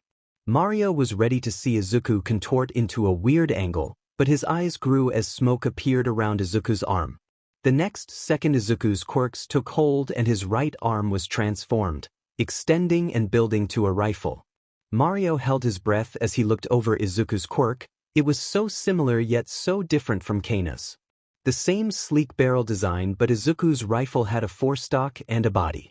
It had no area for a magazine yet, instead of loading a bullet through his hand as Kaina had to do. Where the charging bolt would be on a normal rifle, there was a small slot. "Well, young man, that is quite impressive. How about you give us a demonstration of your quirk? Pick a target and show us what you've got," Mario said as he felt the joy of being able to correct past mistakes once again. This time Mario would have to play his card close to his chest, to compartmentalize information so no one knew more than they needed to. But if this worked out, Mario knew he could become head of a new hero program, one that could produce more heroes at a higher quality than any hero school could. Izuku looked around and quickly spotted a target. It was up in a corner, perhaps 100 feet away, and there were no other targets that were blocking it. Izuku took a knee as he gripped the barrel of his quirk with his left hand. Resting his left arm on his left knee to help keep his right arm steady, Izuku found this position to be very comfortable. He had complete control of where he was aiming, there was no sway in his arm as it stayed perfectly. So, Mario noticed this too, as Kana had often assumed a similar pose early in her training whenever she didn't have anything to rest her barrel against. It wasn't a bad form, but in combat, it was a pose that left Izuku and Kana vulnerable to almost all angles. Izuku lined up his aim the best he could, then flexed his right arm. A loud gunshot went off, causing everyone that could to cover their ears. They all watched as the green and purple bullet whizzed through the air and soon struck the target. It wasn't a bullseye, not even within the inner circles. Izuku had barely even hit the target in the first place. Yet Mario was still impressed. Izuku had only had his quirk for 2 weeks. And though it was clear he hadn't had much practice, Izuku definitely had a talent for using his quirk. Through practice, Izuku could quickly get to the same level as long-range pro heroes such as Snipe. One day he might even be able to give Kana a run for her money. A well-placed shot, young Midoriya, and with how short of a time you've had your quirk, you most certainly do have a talent for it. Now, anything else you would like to show about your quirk? Mario asked. Izuku nodded his head, then weaved some of his hair into a bullet. I can weave my hair into my ammo. Mario nodded as if he had heard nothing about that piece of information. He then turned to Bakugo and said, now I believe it's young Bakugo's turn. Inko seemed to be under the impression that Bakugo would be fit for Project Velocity, yet that particular decision wouldn't be up to Mario. The HPSC Council would be the ones to decide whether Mario would be allowed to train either of the boys. Mario hadn't many interactions with Mitsuki and Maru, only having met them for the first time at Inko's wedding, as Mitsuki had been one of Inko's maids. If he remembered correctly, Mitsuki's quirk allowed her to sweat glycerin, while Maresu's quirk allowed him to secrete acidic sweat that could cause small explosions. Mario got a small smile at what a perfect combination could result from those quirks, and if Bakugo had it. Mario was pulled from his thoughts as Bakugo stepped forward and said, I'll show you, old man. With my quirk, I'm going to make me the next #1 hero. Bakugo raised his hand in a cupped formation and let off a good-sized explosion. Later, after reviewing the security footage, Mario measured the explosion to be about the size of a large SUV. But for now, Mario got a big grin on his face as fate had just handed him 2 extremely powerful quirks on a silver platter. Project Velocity's future was brighter than Mario could even predict. He had to train Izuku and Bakugo, even if he had to fight against the HPSC Council or the board. Mario was going to do everything he could to show the masterpiece that is Project Velocity. Mario cleared his throat as he turned to Inko and said, 2 impressive quirk. Perfect fit for Project Velocity. Something I'm sure the council will see that for themselves without much explanation. Let's have you return in 3 days' time and we'll begin their training. Inko bowed slightly to show her appreciation, then turned to Izuku and Bakugo. All right, it's time to leave, boys. But we just got here. We want to use our quirks. Izuku said. They had barely been here for 10 minutes and barely had a chance to use their quirks. Mario smiled and said, boys, you'll have plenty of chances to use your quirks in the future, but for now the best you can do is listen to your mothers. Just remember, when you train without a direction in mind, then you'll never move forwards. With that word of advice, Izuku and Bakugo accepted Inko's hand and she walked them to the elevator. Neither of them could wait until they could train with their quirks. Though their reason for wanting to be heroes were different, they both wanted to give their best to become #1 hero. They both admired All Might, the symbol of peace, and now they had the opportunity to train to become heroes like him. After sending Takami home, Mario finished up some paperwork and then went home. As he settled down for the evening, his phone buzzed. Mario pulled it out and saw a text that he had been expecting for days. Fumiko Mario, for violating Section 10-15B of Project Velocity set by its council, you are to appear before the council in 2 days, at which your recent choices will be questioned and your viability as acting director over the program will be decided. Mario sighed as he turned his phone off and tossed it onto his nightstand. He wasn't too worried. He knew eventually the council would hear about it. And now he knew they had been told by one of the 4 members of Project Velocity that had been there today. He wanted to figure out who the mole was because he hated how much of a hold the council had over his program. But now that would have to be put on the back burner, as the next day Mario gathered everything he had been personally preparing over the past week. In the evening he caught a plane to Tokyo. Then 2 days after Mario had met Izuku and Bakugo, he was standing in front of the Project Velocity Council. A group of HPSC workers that had been selected to oversee the program were also the ones that decided whether Mario was allowed to stay within the program. And as Mario was not going to lose his life mission, he made sure one last time everything was in order before he left his hotel room.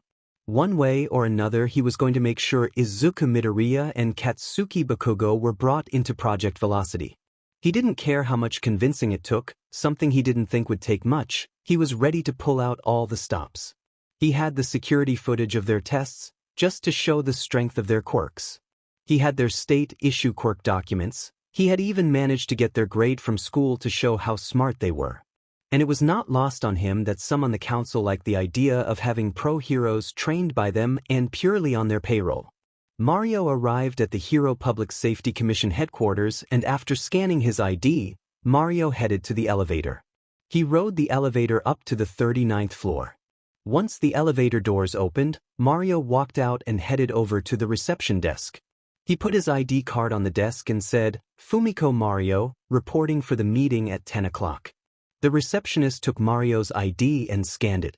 Once the light turned green, she returned the ID to Mario and said, "Please have a seat, you'll be called when they're ready."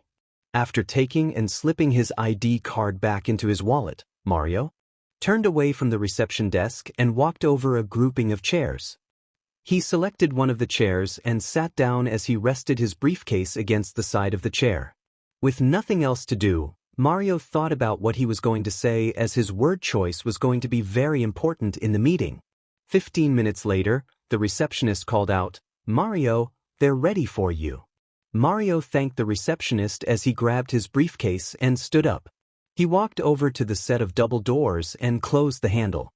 He let out a slow breath and pulled the door open. On the other side, he was expecting to see the HPSC Council, and he did, yet what he was not prepared for was to see Madam President of the Hero Public Safety Commission and Prime Minister Kuma Renzo in their respective chairs. Convincing the council was easy. Mario had personally known them for years and knew the kind of people there were. Yet there were two or some of the highest authorities in Japan, and Mario had only met Madam President twice in person. As Mario met the eyes of Prime Minister Renzo, he bowed and said, "Madam President, Prime Minister Renzo, I was unaware that you would be joining us for this meeting." "Yes, but Council Member Takuma had the mind to inform us of your two potential recruits. After the success of Kigo Takami, codenamed Hawks, your control over Project Velocity was limited but reinstated. Part of that limit was power given to this council to oversee any part of the program, checks and balances as our American friends put in their beginning. Power which was not only given to this council to myself and Prime Minister Renzo. Power something you seem to have forgotten," Madam President said as she sternly looked at Mario. Her eyes were narrow and focused on Mario, with her lips pursed, showing her readiness to finally put Mario in his grave. "I remember that agreement quite well. You are allowed to limit my control of Project Velocity should it appear that events of the past were to occur again," Mario said as he sat down in his chair and put his briefcase on the table. Whenever Madam President took it upon herself to check on Project Velocity, Mario always had to hold his tongue around her. He didn't like that he had lost his project to her control. Events of the past were to occur again. That does seem to be the future of Project Velocity, or did you not think it was important to think of that when you brought Izuku Tsutsumi in the other day? Madam President said. That was merely a power assessment, Inko Midoriya calling in a favor for her son. Nothing beyond old friends. Mario said, "Do you honestly believe that we would believe that? It's clear that you want to bring Izuku Tsutsumi into Project Velocity. We all know the possible future that comes from that. Or are you too blind by correcting your past mistakes to see that?" Madam President said, and Mario began to speak, but he was cut off. "We know you are watering the idea of using Kana Tsutsumi's children, Izuku Midoriya. If you wish to train him, turn into a pro-hero. And as it seems your method have not changed, how can you guarantee that events of the past do not occur again?" "True intentions, madam?" Mario asked, knowing where Madam President was going. It was the same argument she had used to gain control from Mario. Her press corps was right. Once people learned of Project Velocity, they would think the HPSC was working on creating a privatized army. However, Mario never thought that way of thinking could come from someone within the HPSC. Was your original plan for Project Velocity not to train future heroes from a young age to become war dogs for the Hero Public Safety Commission? Madam President asked as she drew out a folder. Mario recognized his original proposal plan from when he was trying to get Project Velocity sanctioned. Mario looked at the folder, then he reached into his pocket and pulled out his keys. He tossed them onto the table, making sure the flash drive keychain was one on top. I never used that terminology, something I remind myself weekly. I used the flash drive as needed to remind myself what Project Velocity was designed to be. Its purpose was to train pro heroes that were upheld to the quality wanted and needed by the Hero Public Safety Commission. Something that, and I know I don't stand alone in this, many pro heroes are lacking in. A politician's way of saying war dogs, and isn't that what you got? Lady Nagant, skills given to her to make her obedient to the HPSC. She didn't question her orders, the wrong kind of soldier. I would call that a war dog, an obedient one at that. Yet eventually her humanity caught up in the end, and because of that she killed my predecessor. Madam President said, a small smirk appearing on her face. She was playing it perfectly to make it seem that Project Velocity just needed to be disbanded. That was what she had been trying to do from the beginning, as she had her program to train young heroes. Yet it would never get off the ground as long as Project Velocity was still around. Madam President, are you insinuating that this council is corrupt and ordering Lady Nagant to kill others in cold blood without anything more than personal agendas? Mario asked. He would not have Project Velocity, a program that was nothing more than a program to help teach and train young kids with powerful quirks how to become heroes, name be dragged through the mud. Yet the thought of a military-style army could be formed from the idea of Project Velocity, but that was never the true purpose of the program. I am not insinuating anything of the sort, Mr. Mario. Madam President said, her voice becoming stern. She had a chance to finally knock Mario's legs out from under him, and she would not be losing this time. Project Velocity should be nothing more than a stepping stone for her program and her career. Madam President and Mario looked at each other until Prime Minister Renzo cleared his throat. Everyone immediately looked at him as he adjusted his collar. Madam President, I am aware of how hard you have voted to terminate Fumiko Mario's position over Project Velocity. You believe he was the sole reason the program failed in its first trial. Yet as I have reviewed the history of this program, I have found Mr. Mario was not the sole issue with the program. Many decisions he made were contributory to the result, but not the main factor, and like any new idea, there were bound to be obstacles to overcome. Mario began to smile. Mr. Mario, do not think that is justification for the failure that occurred as it was still on your watch. Failures were going to happen, but the one that happened was unexpected and could have been prevented if certain choices or actions had occurred. Despite this, I believe Fumiko Mario is still the best man to occupy his position as head of Project Velocity. His success with the young hawk has shown that if nothing else, he and his program can and are willing to improve themselves until they become what they were always meant to be. Thank you, sir, Mario said quickly, standing up and bowing. However, Mr. Mario, it does seem that you have forgotten the history of Project Velocity. So please explain to me and these fine people why training Izuku Midoriya and his friend Katsuki Bakugo would not allow history to repeat itself. So let us start with their quirk, Katsuki Bakugo first. Prime Minister Renzo said. Maro took a breather. They were getting to the part where he was in control. Yes, sir. Katsuki Bakugo, quirk, explosion. This quirk allows him to secrete a substance similar to liquid nitroglycan within the palm of his hands. He can ignite the liquid on command, allowing him to create destructive explosions. The more he sweats, the more powerful his explosions can become, though dehydration is suspected to occur sooner than normal. What of his personality? In the video footage, he acted straightforward. Prime Minister Renzo commented as Bakugo was quick to show off his quirk and act smug about it. He's a hard-headed kid, I will admit to that, but his heart is in the right place. He believes he can be the next #1 hero, better than All Might. And he has the drive to back that up. In the short time since he has gained his quirk, his understanding and control over the fundamentals of his quirk is beyond that of a middle school student. He's to the point where he understands how the positioning and formation of his hands can affect his quirk. In the security footage, Katsuki Bakugo can be seen cupping his hand together before igniting his sweat. He did this because he understood what it meant, giving him more control of the direction of his quirk. Mario said as he opened his briefcase and pulled out a photo taken from the security footage when Bakugo's explosion was at its peak. He slipped it down the table and managed to stop it right in front of Prime Minister Renzo. Prime Minister Renzo grabbed the photo and turned it around to look at it. With training from Project Velocity, I believe that one day he may begin to use his quirk to gain spatial advantage. Using a series of explosions to get him to hover in the air, each in turn could allow him to attack from any angle. More of an endeavor than an All Might, Madam President said. Dislike for the #20 hero was common among the HPSC, even the bottom of the totem pole workers. All his activities and battles created a lot of paperwork for them to do. In a way, yes, but I believe without the worst qualities, Mario said, a bit surprised he and Madam President were able to agree on something. Through something such as that wasn't that big of a victory in Mario's book. Prime Minister Renzo let go of the photo and focused on Mario. And what of Izuku Midoriya? He is the main concern for this council, as we have seen in the past what can occur. Lady Nagant was a powerful and skilled hero, so what words do you have to convince us that you should be allowed to train him to become a pro hero? Prime Minister Renzo said. Thank you, Prime Minister Renzo. Izuku Midoriya has the same quirk as his mother rifle.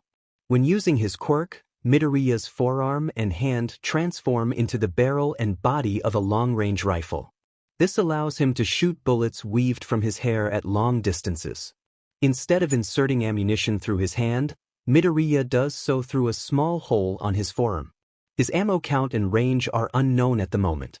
And for his personality, I can explain it all in a few words. Izuku Midoriya does not know who he is, Mario said. Through this training, Izuku was going to be a good showing of nature versus nurture. If Izuku never knew he was the son of a notorious killer, then the only way he could become evil was through his unknown nature. Expound, Madam President said, leaning back in her chair. She had fought hard to have Mario kicked off of Project Velocity, but now it seemed he had lost his mind. Even if he was allowed to train Izuku Midoriya, all Madam President would have to do is wait for Mario's plan to blow up in his face. In short, Izuku Midoriya does not know that Kana Tsutsumi, Lady Nagant, is his mother. Nor does her sister Inko Midoriya know what occurred that day over a year ago.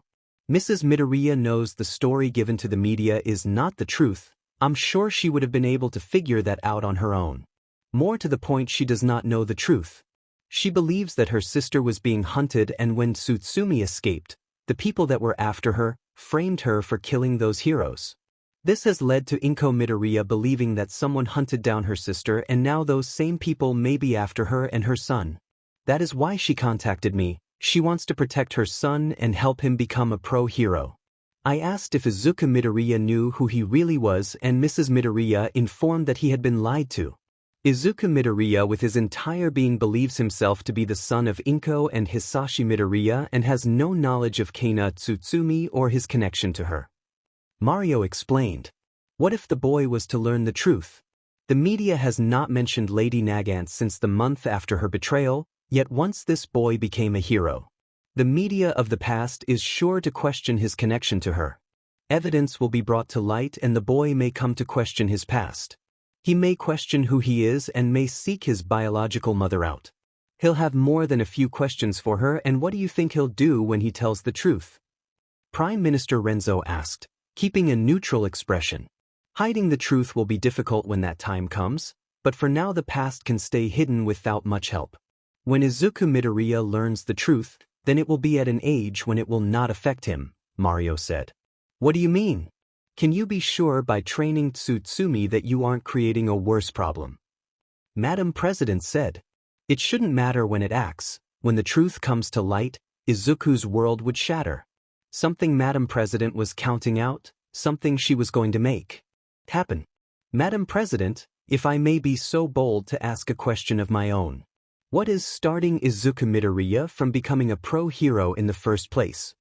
Mario asked in a strong voice that caught Madam President off guard. He used her silence to answer his question, nothing. If it's not through Project Velocity, then it will be through the means everyone does so. He'll train himself, make himself ready for any test from any hero school. Who's to say Mrs. Midoriya won't be the one training him? Either Izuku Midoriya becomes a hero through us or through UA, and who would you rather have to control over him? All Project Velocity would be doing is damage control, so when he turns learn the truth. He had trust in us and at the least will be able to stop him. Madam President scoffed and said, what to stop UA from kicking Tsutsumi out? They wouldn't be too happy once they see his quirk. Then what's to stop Midoriya from turning into a vigilante? He wants to be a hero badly. To protect those around him. Or worse, he could become a villain looking for revenge. I think the principal of UA would be able to see that too, can you? Mario said but didn't let Madam President get a word in. He let out a breath and continued with, there's many possibilities that we can choose from, enlisting Izuku Midoriya into gives us best control of choosing the option we want. Are you sure this is the best option? Prime Minister Renzo said. I see possibilities. First, Midoriya gives up on being a pro-hero, unlikely to happen. Second, Midoriya becomes a pro-hero through UA and never learns the truth. Third, Midoriya becomes a pro-hero through the program and never learns the truth. Both of these are possible. Fourth is Midoriya becomes a pro-hero through UA and learns the truth once people, teachers, students see his quirk. He's shunned, and after enough time became something less than heroic, then as per usual we've the ones that have to deal with it. Fifth, he becomes a pro-hero through Project Velocity and when he learns the truth, he has enough trust in us. I see the fifth being the best, because we'll be able to control what he sees, what he hears and what he learns. We train him to be mentally strong enough to take the truth, teaching him that can be a hero despite what everyone thinks. Mario looked at Prime Minister Renzo, who stayed silent for minutes. Every second Mario could feel his heart beating inside his chest. He understood this truly between him and Madam President and Prime Minister Renzo's say was the only one that mattered. Mario kept his focus on Prime Minister Renzo. At some point, Prime Minister Renzo stood up, pushing his chair back as he did so. He looked Mario dead in the eyes and said, Fumiko Mario, you are being entrusted to train Izuku Midoriya and his friend Katsuki Bakugo. You are to train them to become pro-heroes. But with the trust to ensure the past does not occur again. And with the knowledge that if you fail your obligations, your life will be forfeit to the government of Japan. You will strip off your title as acting director, your work will be destroyed, your name branded worse than villains and you will spend the rest of your life making up for the lives taken by Izuku Tsutsumi. Do you understand? Mario swallowed his tongue and bowed as he forced out, Yes, sir. You may leave. Prime Minister Renzo said and pointed to the door behind Mario. Mario came out of his bow and grabbed his briefcase. He began to walk to the door but stopped. He then looked back over his shoulder at Prime Minister Renzo and asked, If fate finds an ill opinion of me, sir, what would become of my wife? If sin falls, then it will rest squarely on your shoulder. But understand those that would be touched if that should happen. Your wife will be barred, Inko Midoriya as well. The blame will fall squarely on you, but it won't only be your fate touched. Prime Minister Renzo said.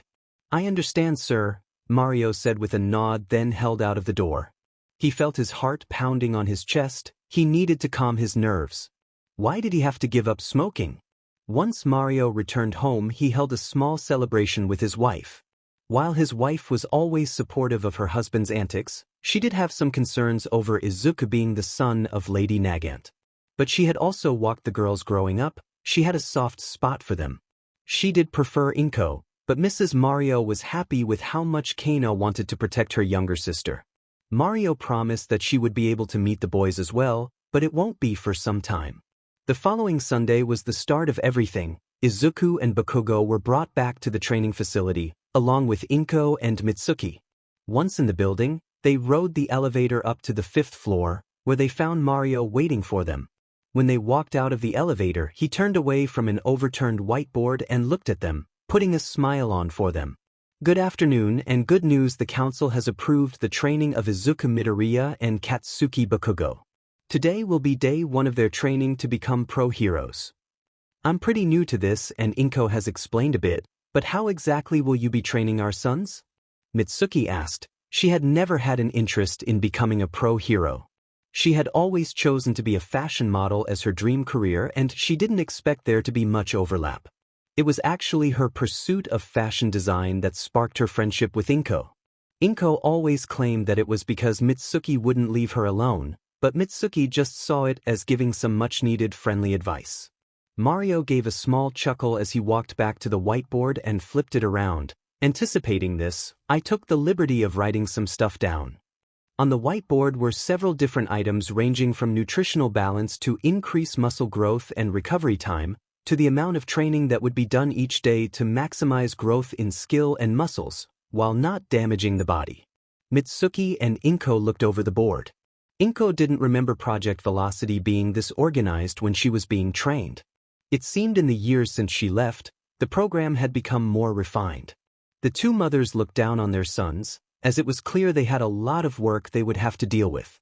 Yet they looked more eager than ever before. This is a... Inko paused as she tried to figure out the best word to use. A bit much, Mitsuki said, not worrying about finding the right word. They are only 5 years old. Looked at the board and saw how misleading it could be. Oh, forgive me, much of this information wouldn't come into play until later. But Inko was you can project velocity has come a long way since your time here. Mario flipped the whiteboard back around. For now we'll begin with the basics. Learning what limits their quirks have. But you have their government quirk files. Mitsuki pointed it out. Mario worked for the HPSC, so he should be able to easily get a hold of any government document. Before Mario could ask, Inko did so. A file can tell a story, but not the whole story. When I first joined the program, it was believed that I could only pull small objects to me, but as my quirk was tested and stretched, I learned that I could do more than just pull small objects to me. I had telekinesis in its entirety. Precisely, that is why it's common for someone to change their quirk file as they get older, as they come to better understand how their quirk works. It happens all the time, even with more common style quirks. No two quirks are exactly the same, it's those little differences that can be the most important. We don't have that much time, so step 1 is figuring out how exactly their quirks work.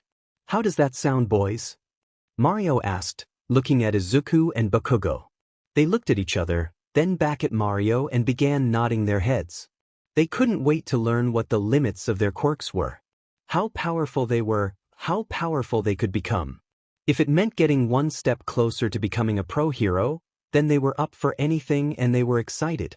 Mario chuckled a bit at their enthusiasm, hopeful they would keep it over the years. It would be important to keep it as the driving force that got them out of bed every day and continue training.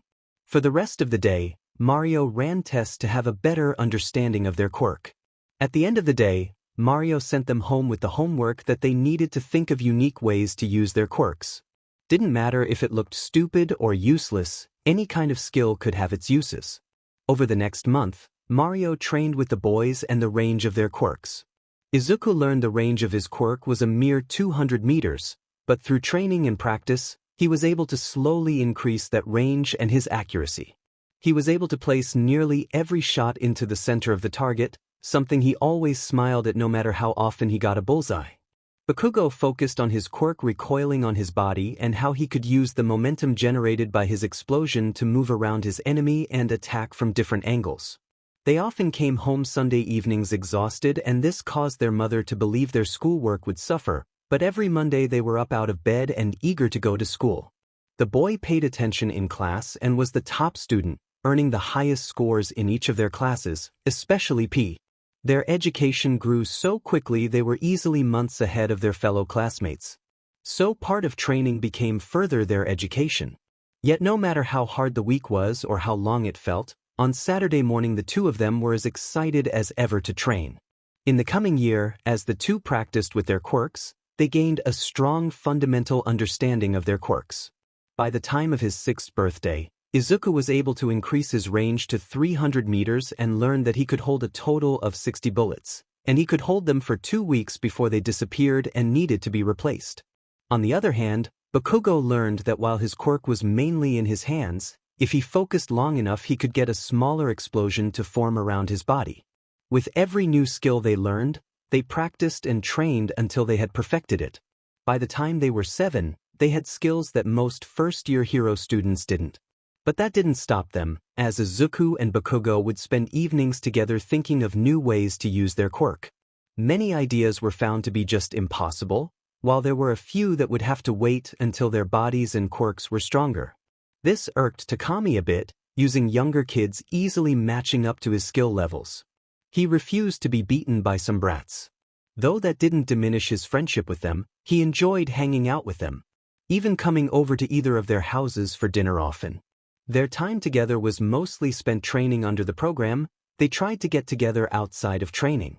Once Mario was sure the two of them had an adequate handle on their quirk, he moved them onto the skill part of training.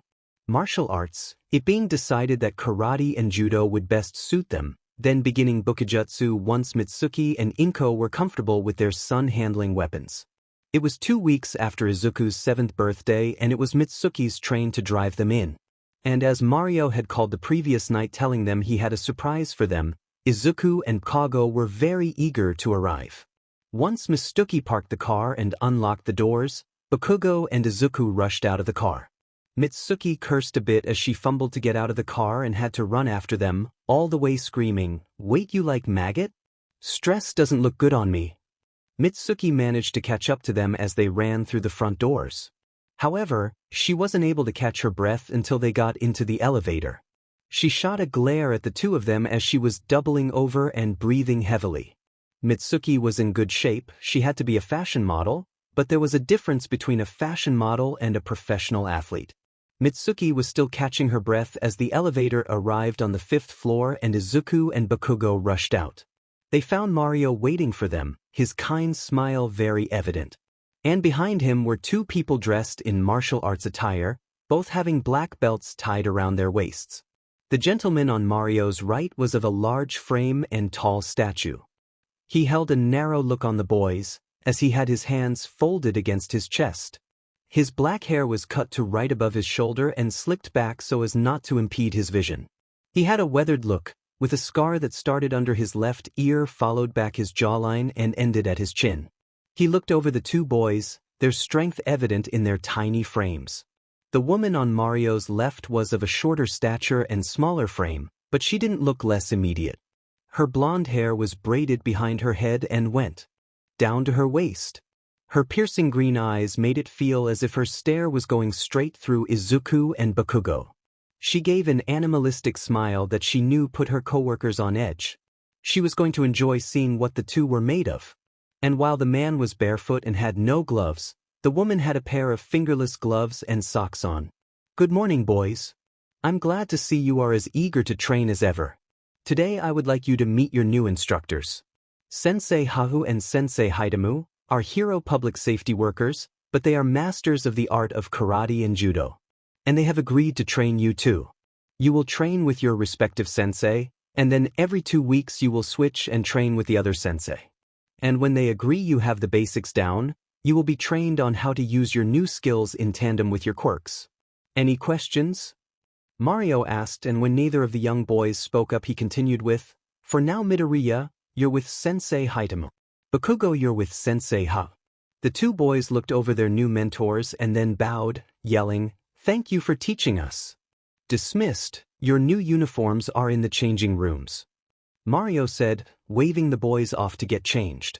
While the boys disappeared to change, Sensei Haku leaned over to Sensei Hidemu and whispered. Mario undersold how eager they would be towards being trained. I could feel my frozen heart being thawed from their smiles. Sensei Haku, "Well, don't get your hopes up, not even Endeavor can do that.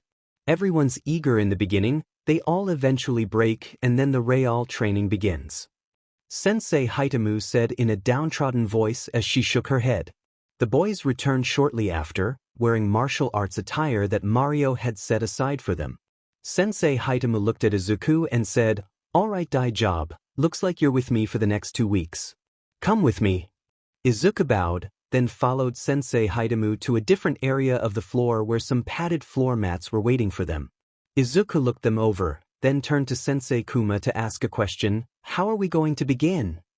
He was interrupted as he saw a fist getting close to his face. Yet before the attack could connect, he jumped back and landed on his hands as if to springboard himself further away from Sensei Hidemu. However, he didn't. He just put his feet back on the ground and began to stand. Yet those few seconds, Sensei Hidemu used her speed to get in close. Just as Izuku was straightening her back, Sensei Hidemu dropped down and swept Izuku's feet out from under him. It took Izuku and gravity to realize his feet were no longer under him. Just as Izuku realized he was no longer standing, his head hit the pads. If it wasn't for the pads, he would have likely been knocked unconscious. Sloppy and lazy. Mario told us you have some close quarters training, but obviously you are still a novice. You need to train those skills until they become second nature. Until you can act as such without having to think about it, or you would have reacted towards my follow-up attack and not currently be on the floor. Your reflexes are good, a positive side effect, no doubt from your enchanted eyesight. Sensei Huck and I's purpose here is not just to teach you the art of karate and judo, but to expand your mind in the art of martial arts. To teach you the skills to win against any opponent, and part of that is reading your opponent's movements and reacting accordingly. Sensei Hidemu said as she held out a hand to help Izuku to his feet. Izuku took his hand and was hauled to his feet. Once had his balance, he readjusted the shoulder of his GI as it had begun to become loose. As he did, in his peripheral vision he saw Sensei Hidemu attacking. With her advice still in his ear, instead of jumping back, Izuku dove to the side and quickly rolled out of the way. However, as he sprung back up to his knees, Sensei Hitomo was waiting for him and put Izuku in a headlock. You were quicker and more effective this time, but a well-trained opponent knows the same move won't work twice. After every fight anyone could improve and become better, but those who can improve themselves during a fight are those who always find victory. Sensei Hidemu said as she increased the pressure on Izuku's neck. The edge of his vision was starting to go black and his eyes were bulging, but he would still breathe for the most part. But this isn't like those video games you kids play. You're not the only one that leveled up. While you learn about your opponent's moves, your opponents will be studying yours. There are steps to mastering a skill. First, there are the basics. Improve upon those to have a solid foundation. Then comes advancing your skills, learning attacks that have more risk, but more rewards. But always be cautious, as there is always room for failure. Then comes mastery. Your movements and skills are now second nature. You are able to react and fight through years of practice and training. Your body and mind become one. Sensei Hidemu released Izuku. Izuku leaned forward and worked to catch his breath. He took slow breaths until his vision turned to normal. Izuku then stood up and faced his sensei. Now tell me what comes after mastery of skill. Izuku paused as he couldn't guess. Mastery of anything was supposed to be the highest level a person could achieve. I do not know, Sensei. Sensei Hidemu wasn't expecting Izuku to know. He was only 6 years old, and it wasn't something many learned of. Few learn what the final step is, and fewer learn how to achieve it. So when you learn what the final step is, that's when you become unbeatable. I understand, Sensei, Izuku said with a bow. Sensei Hidemu gave a small smile. Before she retired from being a judo instructor and became a worker for the Hero Public Safety Commission, she had seen many people come into her dojo, all eager to learn how to fight, yet the longest she had seen someone stay as eager as they were when they first walked in was 1 week. Past that, many dropped out, and those who stayed lost their spark to learn more. She was hoping Izuku wasn't like that. Tell me, kid, what's your purpose here? Izuku was confused and showed it on his face. He thought it was obvious. Aren't I here to train in judo and karate? He didn't know that this morning, but that was what he was doing here. Sensei Hidemu laughed and said, You really are an innocent kid, Dai Job. Why you here? What force drove you to get out of bed and made you come here to suffer through training that would make most grown adults cry? Izuku thought about it for a second, still confused, and then he understood what his new sensei was asking. I want to be a hero. To be able to rescue others with a smile on my face, as All Might does every day. Sensei Hidemu looked Izuku in the eyes. Izuku believed in the purpose he had just stated, but under the stare he was getting he began to wonder if that was the wrong answer. No, it was the right answer. It was if he understood what it meant. Everyone said they wanted to be liked by All Might. He became the most popular hero. But what did it mean to be All Might? What skills would Izuku have to learn? What kind of training would be needed? And what practice would he have to learn to fight while always having a smile on his face? Fanboy, aren't you? So is the rest of the world, kid. You say those words, but you are here to prove them. So let's start with the basics. Sensei Hidemu said, holding out her hand in a handshake gesture. Izuku reached forwards to shake Sensei Hidemu's hand. However, Sensei Hidemu grabbed Izuku's wrist. Before Izuku knew what was happening, he was lifted above her shoulder and slammed him into the ground. Izuku tried to take a breath, but Sensei Hidemu was quick to wrap Izuku's arm with her legs and then cut off Izuku's airway with her ankles. And step 1 to learning is learning how it feels to be put into lock. You want to do it properly, you need to know how it feels to be on the receiving end. Feel how your body becomes locked and is now no longer able to move on its own.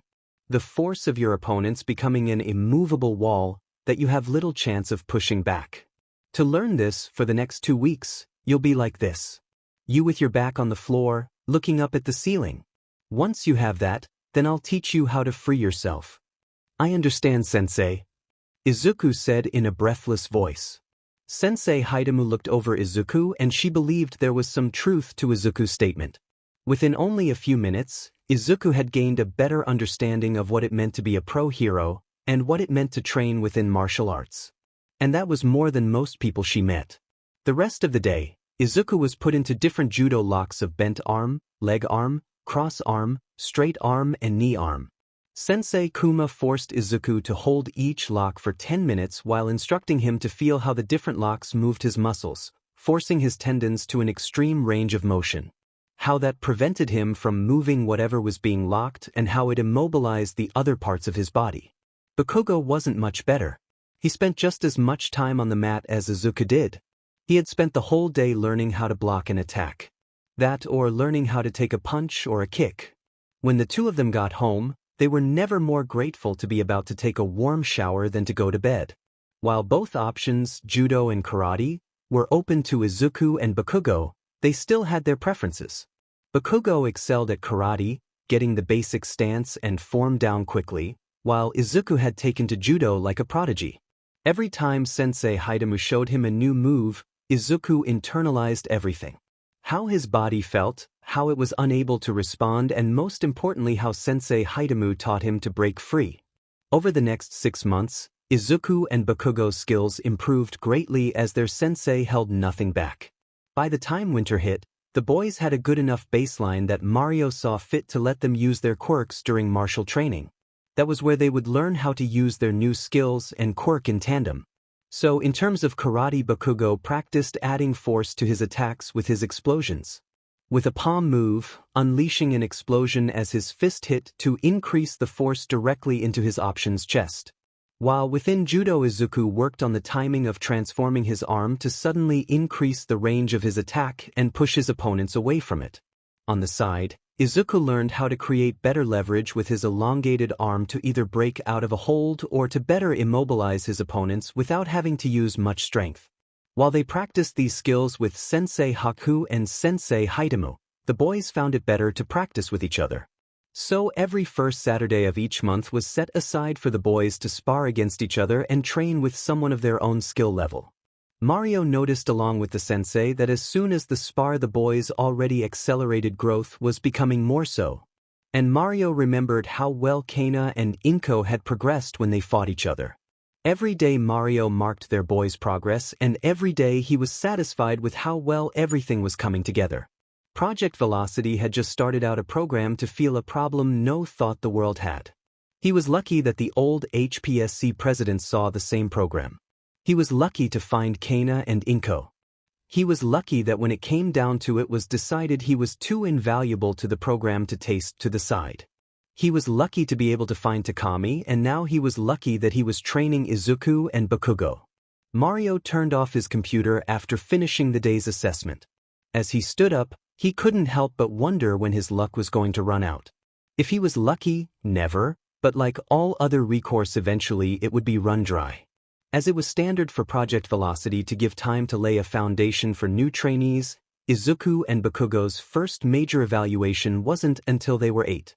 And knowing that headline ahead of time, Mario used every second to get the boys ready. He had faith they would pass, but he was a more cautious man in his old age. And he was sure Madam President would try to make it so the evaluation held a ridiculous standard. She would try to make it seem the boys were unfit to become pro-heroes. As if they weren't up to the Hero Public Safety Commission's standard, to her standards. So this time Mario wasn't taking any kind of chances. The evaluation was set for July 24th and Mario had the date set and marked on his calendar with a big red circle. And as the fateful day got closer and closer, he tried not to stress about it too much. Yet he found himself reaching into his inner pocket looking for his cigarette more and more often. He was sure he was handling it well enough, as no one asked him or mentioned that he looked stressed. Except for his wife, then again she knew everything about him so there was no fooling her. On the day of the evaluation, Izuku woke up to his alarm, the All Might theme song, at 7 o'clock in the morning. With a small yawn, Izuku reached over and held the off button and the silence filled his room. He sat up in bed and shook his head to make the fog of sleep disappear from his mind. Let out another small yawn, Izuku got out of bed and walked over to his window. He mindlessly opened the blind to let in the sunlight, as he was the kind of person who couldn't fall asleep if there was any kind of light in his room. As soon as the sunlight hit Izuku's eyes directly, he felt himself wake up more. This allowed him to focus outside the window and is the day. It looked like it was going to be warm and sunny, perfect for summer to go to the beach and swim. Unfortunately, he was going to be spending most of it indoors. Stepping away from the window, Izuku brushed his ever-growing hair out from in front of him.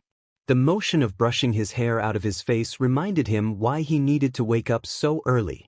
Izuku walked across his room and lazily headed out into the hallway. Once he reached the bathroom, he headed inside. Once inside, he caught a glimpse of himself in the mirror and saw how long his hair had gotten.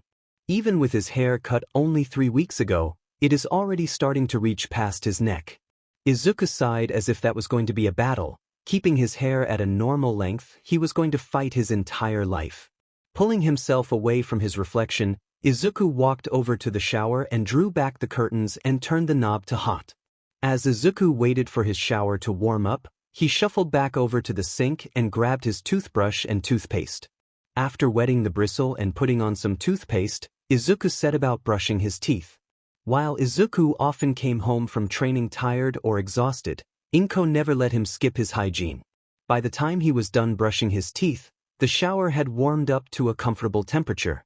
Izuku stripped off his pajamas and hopped into the shower. What little sleep was left in Izuku's body quickly disappeared as the warm water ran over Izuku's body. Rolling his neck and shoulder, Izuku was about to relax a bit. But then it was time to start his morning shower routine, which began by applying a ridiculous amount of shampoo to his hair. As it was arguably one of the most important parts of his quirk, Mario and Inko made sure his hair was always clean and healthy. In the beginning, Izuku didn't listen to them and just used normal amounts of shampoo. However, after he noticed how it affected his bullet, Izuku quickly switched to the recommended amount. Once Izuku's hair was covered in shampoo, he let it sit. As he allowed the shampoo to soak into his hair and scalp, Izuku sat about washing the rest of his body, staring at the top and working his way down. Once that task was done, Izuku leaned forward and put his hair under the stream of water. He coaxed the massive amount of shampoo out of his hair by running his fingers through it. With the amount he had used, it took merely 2 minutes for all of the shampoo to be rinsed out. Yet that didn't mean he was finished. He grabbed a silicone hairbrush and covered it with shampoo. He then used the brush to directly attack his scalp. After 5 minutes, Izuku rinsed the shampoo out of his hair and then finally turned the water off. Returning the brush to its alcove, Izuku shook the shampoo bottle and saw he still had a quarter bottle left, which was just perfect as he had opened the bottle last week. Izuku used his finger to brush his hair back, then he threw open the curtains and stepped out onto a bath rug. He grabbed a towel and set about drying off his body, then wrapping it around his waist. The last step of his bathroom routine was to walk over to the sink and use his hairdryer to blow dry his hair, as it was found out early now that using a towel to dry his hair resulted in his hair becoming weaved together and making bad bullets.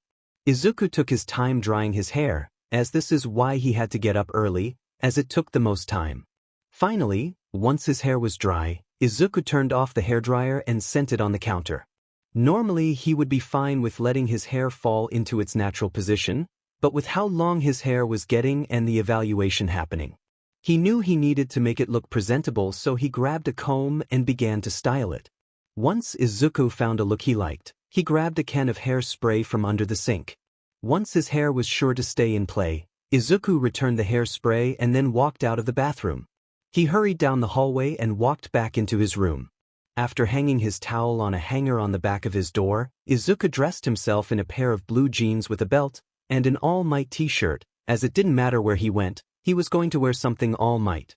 Once he was clothed, Izuku grabbed a pair of socks and headed downstairs. He headed for the kitchen and found that Inko was already making breakfast.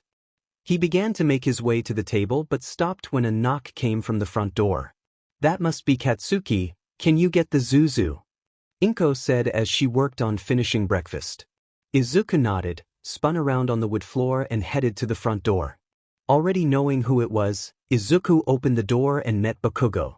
He was dressed in jeans similar to Izuku but was wearing a burnt orange shirt that had a black X going down the back. He had a glint in his eyes as he flashed a grin. "Hey Kaken," Izuku said, moving to the side to allow Bakugo to walk in. "Yeah, dai job," Bakugo said, trying to make a nickname stick, as Izuku had done with Kaken. Yet no matter how hard he tried, no nickname stuck, something Bakugo found infuriating. "Sorry, but that's reserved for Sensei Hitomo, try again," Izuku said, a big smile appearing on his face as he knew what his best friend was trying to do. "Boys, breakfast is ready," Inko called from the kitchen. The two of them quickly walked to the dining room where Inko had prepared them rice bowls with fish and egg. They all sat down and gave thanks, then began to eat. While they ate, Bakugo turned to Izuku and with a mouth full of fish asked, "So are you ready to blow whatever test Mario has ready for us today out of the water?" Izuku made sure to swallow the rice in his mouth before speaking. "Yeah, I'm sure we'll be able to pass the tests. I'm just nervous about Prime Minister Renzo and the head of the Hero Public Safety Commission being there." Izuku then took a small drink of milk to wash down a bit of rice and fish. Izuku's comment caught Bakugo by surprise. He didn't know the Prime Minister of Japan and the President of the HPSC were going to be there. This made Bakugo start to choke on his fish, and he had to quickly drink water to get it down. He then had to take a few deep breaths before he could speak. Once he was able to speak, he asked, "The Prime Minister of Japan is going to be there?" "Yeah," Izuku said in an unaffected tone as if he hadn't just dropped a figurative bomb in Bakugo's lap. Inko froze as she was able to take a bite of fish. She knew the Prime Minister was going to be there today, as Mario had called her last night. Inko gave a small side-eye to Izuku. How had he found out about that? Inko made sure her door was closed and that Izuku was in bed. "How did you hear about that, Zuzu?" Inko asked, then put the fish in her mouth. She likes to think she had a good enough relationship with her son that he would be honest about something like that. Izuku turned to his mother and gave a pleased with himself kind of grin. "I heard Mario talking to Henkito last week. They were discussing his travel arrangement to make sure he got in safely. It was pretty cool to hear about that," Izuku said as he finished his breakfast and walked to the kitchen to put his dish in the sink. "Oi, nerd, you didn't think that it would be nice to inform me of that too?" Bakugo said, shooting an explosive glare at his best friend. Bakugo was smart and confident in his ability, but for something big like that, he would need time to process everything. Izuku skipped through the dining room and headed upstairs to brush his teeth. Before he disappeared from sight, he called out, "What? I just did. A few seconds ago, you're welcome." "That's not allowed, you can't do that." Bakugo huffed, "You could have at least told me yesterday, then I would have time to mentally prepare myself." "Well, you have 10 minutes to prepare yourself, then we need to head out," Inko said as she finished her food and washed it down with the rest of her glass of water. She quickly put her plate and utensils in the sink, then grabbed her keys and purse from the counter. Bakugo quickly finished the rest of his breakfast and put his dishes in the sink. He then walked over to the front door to wait, as Izuku finished brushing his teeth. After making sure everything was ready, Inko led the two boys out to the car. Once they were in the car, Inko turned the car on and headed out of the neighborhood. As they drove through town, Izuku and Bakugo talked about what tests they thought Mario would have planned for them, all the while Bakugo kept on harassing Izuku for not telling him about the Prime Minister. Once they arrived, Inko pulled up to the gate and scanned her parking pass. As the gate opened, Inko pulled in and headed to the parking lot that was on the side of the building. After parking and the car was turned off, the trio got out of the car and walked around to the front. Izuku held the door open for the group, and once inside they walked over to the elevator Inko called the elevator, and once it arrived, they stepped inside, and Izuku hit the button for the 5th floor. They quietly rode the elevator to the 5th floor. Arriving on the 5th floor, they found Mario and his team, along with Madam President of the HPSC and Prime Minister Renzo, waiting for them. Mario looked over from his superiors and flashed a smile at the two boys. No need for them to see how nervous he was about the upcoming tests. Good morning, you two. Today is your first examination to see how your skills and quirks have grown through your training while a part of Project Velocity. Are you ready? Izuku and Bakugo walked out of the elevator, then bowed and said, "Yes, sir." For the first stage you will be showing the limits of your quirks and your control over them. Second stage will be to test your more physical skills. The standard fitness done in middle school, then you will spar against each to show your skill in judo and karate. Stage 3 will test your mental skills, deductive reasoning, spatial awareness, and overall level of intelligence. Understood? Mario said, "Yes, sir." Izuku and Bakugo then turned to Prime Minister Renzo and Madam President and bowed, showing their respect to their superiors. Which just set Madam President off. She had come to find flaws in Mario's program, and she could tell the two boys were going to make that hard. Despite being 8 years old, they were acting like well-mannered young men. "Katsuki Bakugo, let's begin with you," Mario said as he gestured for Bakugo to step forward. Bakugo walked up to Henkito, who pulled out and then placed a black armband on each of Bakugo's wrists. She pressed the buttons on the back and waited until the buttons turned orange. Satisfied with that, Henkito pulled out 2 small silver discs and strapped them around Bakugo's shoulder so the sensors rested on his scapules. The screen behind Mario connects to Bakugo's armbands and shows a flat line on the bottom of a graph. Izuku looked at the graph and saw it was displaying a kilogram per square meter. Bakugo always looked at the screen and realized what it was for, finally figured out a way for me to test how strong my quirk really is. "Yes," Mario said, then turned to Prime Minister Renzo and explained, "With young Bakugo's quirk it was quite the challenge, as we couldn't simply have him hit a punching machine and any sensor we set up, his quirk would destroy. So we went a different direction. The devices in the armbands are similar to electric massage pads. However, instead of sending electrical pulses, it measures them as Bakugo's mind sends them to his hands to activate his quirks, like flexing muscles. This, coupled with the sensors on his shoulders, will get a reading of how much kinetic energy his quirk generates." To make sure the equipment works, Bakugo lit off some small explosions in his hand. The graph on the sensor jumped a bit each time he lit one off. "Mario, sir, the sensors appear to be working and are picking up Bakugo's quirk," one of the workers of Project Velocity said. "Good. Young Bakugo, let's start with the demonstration. 80% should be fine for now, want to save a bit for later," Mario said as he folded his arms and waited for Madam President and Prime Minister Renzo to be blown away.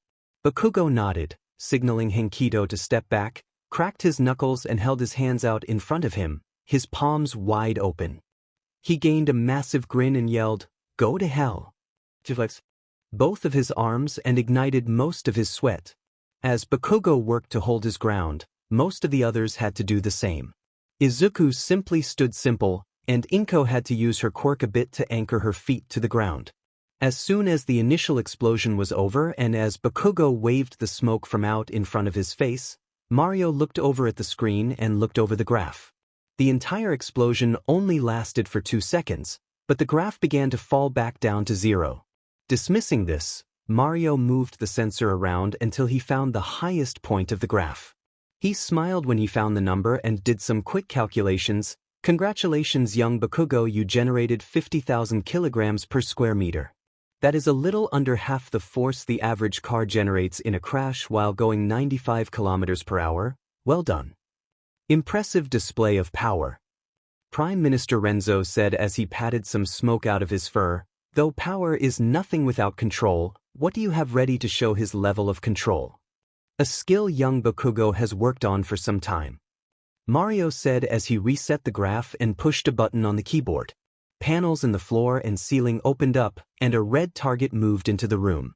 There were a total of 50 targets, and none were near each other, an exercise young Bakugo helped design. The purpose of this exercise is for him to destroy each target without letting his feet touch the ground. Madam President scoffed and said, "You expect him to fly, yet his quirk shows no means of achieving such a thing." It was such a luscious idea as every quirk had a set skill set, and heroes were idiots for trying something that their quirk obviously couldn't do. Mario frowned a bit but quickly went back to a neutral expression. He was more than happy to prove Madam President wrong, and since her initial thought over Mario's belief of Bakugo's aerial advantage, he had been waiting to do so. Not without some control. Young Bakugo, you may start when you're ready to. Bakugo nodded, then dropped to the floor to do a few quick push-ups, then got back on his feet. He then took a few running steps, then as he was about to cross an invisible line he placed his hands behind him and lit off an explosion. There was enough force behind it to send him rocketing towards the first target. As Bakugo neared the first target he reached forwards with his right hand and blasted it apart. With the explosion killing a bit of his momentum, Bakugo began to fall, but before he could hit the ground he angled an explosion to throw him up and towards the next target. This time as he reached that target, he kicked it with his foot as he turned around to immediately shoot towards the third target.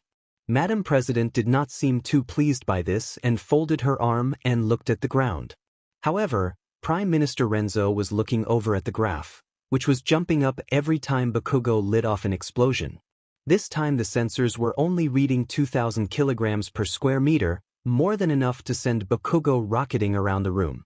Part of the exercise is not allowing the boy to touch the ground, yet he is moving so quickly that it would be hard to tell if he did so. Prime Minister Renzo said as he tried to follow the blur that Bakugo had become. It was clear Bakugo had done this exercise or something similar to it many times. That part is more based on the honor system, but young Bakugo is a stubborn pride boy and will do his best to meet all aspects of any training exercise. Mario explained as a series of explosions went off, and the graph jumped up each time. A few seconds later, Bakugo hit the floor away from the group and rolled to get back up. You complete that in 3 minutes and 32 seconds, you beat your record by 5 seconds. Henkido said as she clicked a stopwatch. Bakugo smirked as he wiped his hands on his legs and walked over to Izuku, who gave his best friend a small slow clap. Wow! Izuku said in a sarcastic tone, but still impressed. He knew how much Bakugo valued his quirks and the power of it. So when someone sounded unimpressed by it, Bakugo took it on a personal level. At Izuku's comment, Bakugo began to growl, but since he knew it was all in good fun he didn't do much. Mario looked over the graph that recorded Bakugo's quirk for a few seconds, then he closed it. He then turned to Izuku and said, "Young Midoriya, now for your turn." Izuku turned and nodded to Mario, who grabbed a black briefcase from the desk and handed it over to Henkido. Henkido took the briefcase from her boss with a nod and then headed over to a spot clear from the group. Izuku followed behind her, already knowing what was in the briefcase. Once they reached the spot, Henkido set the briefcase down on the ground while Izuku knelt with his right leg down and his left leg up. As Henkido opened the briefcase and began to pull out a device, Izuku rested his left hand on his left knee as he brought his right arm forward and rested into his left hand. Izuku then flexed his right forearm, and his fingers lengthened and then curled and narrowed as they morphed together, taking the shape of a hollow cylinder. His wrist inflated a bit then narrowed on the forestock of Izuku's weapon. Finally, his forearm expanded out into the shape of the grip and stock of a sniper rifle. Izuku's entire forearm and hand pulsed as it told on a metallic texture and began purple, while at the elbow, the purple color outlined Izuku's veins before disappearing into his bicep. At the sight of Izuku's arm, Madame President looked up and a smirk appeared on her face. It was different from Lady Nagin, but the same nonetheless. Anyone who saw would only be able to see Lady Nagant and they would call Izuku a villain. And to the malleable mind of an 8-year-old, no matter how much Izuku was told by Inko and Mario, he would eventually begin to believe that voice that was louder. Madam President won't have to do anything, she simply needs to abide by her time and wait. Even if Izuku survived to high school, his skills, his name, and his quirk would force him into the spotlight. Then the world nation, not the whole world, would see him and see him for who he was. And when the people called for Izuku to be arrested, Madam President would have the perfect hero to take him down. Then Madam President would be able to show the world how evil Izuku was, now corrupt Project Velocity was. Then she would be able to form her hero training program. But for now, she will be patient, and she was nothing if not a patient person. Once Izuku's arm was done transforming, Henkito had finished setting up the device that turned out to be a chronograph. She extended the bottom legs until the dive was level with Izuku's arms. Henkito locked the 2 metal antennas into place and then turned the device on. Once the green light of the screen turned on and the reading appeared, Henkito turned back to Mario. Mario looked down at his laptop and then flashed a thumbs up to show he was receiving all the data. With everything set, Henkito turned to Izuku and nodded, who nodded back. As Henkito returned to the group, Izuku took a few deep breaths and began to build up the pressure within his forearm. As he continued to slow his breath, Izuku brought his head down to look down at the sight of his rifle.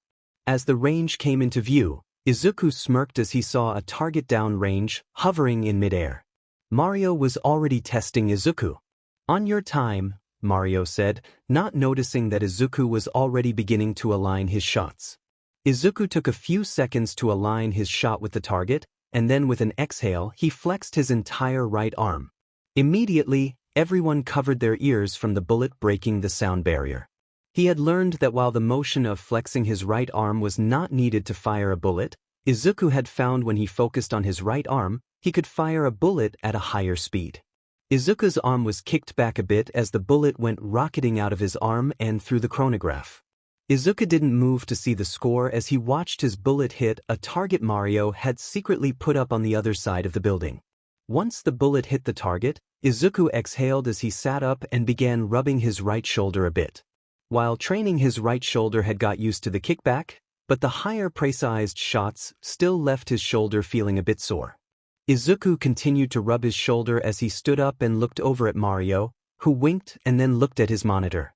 "You clocked in at 6,000 feet per second, that's around Mach. Well done, young Midoriya," Mario said, then pressed some keys on his keyboards, resulting in more targets appearing from the ceiling and floors. "You have 50 targets to hit. The moment you get down to 15, they'll begin to move on your time."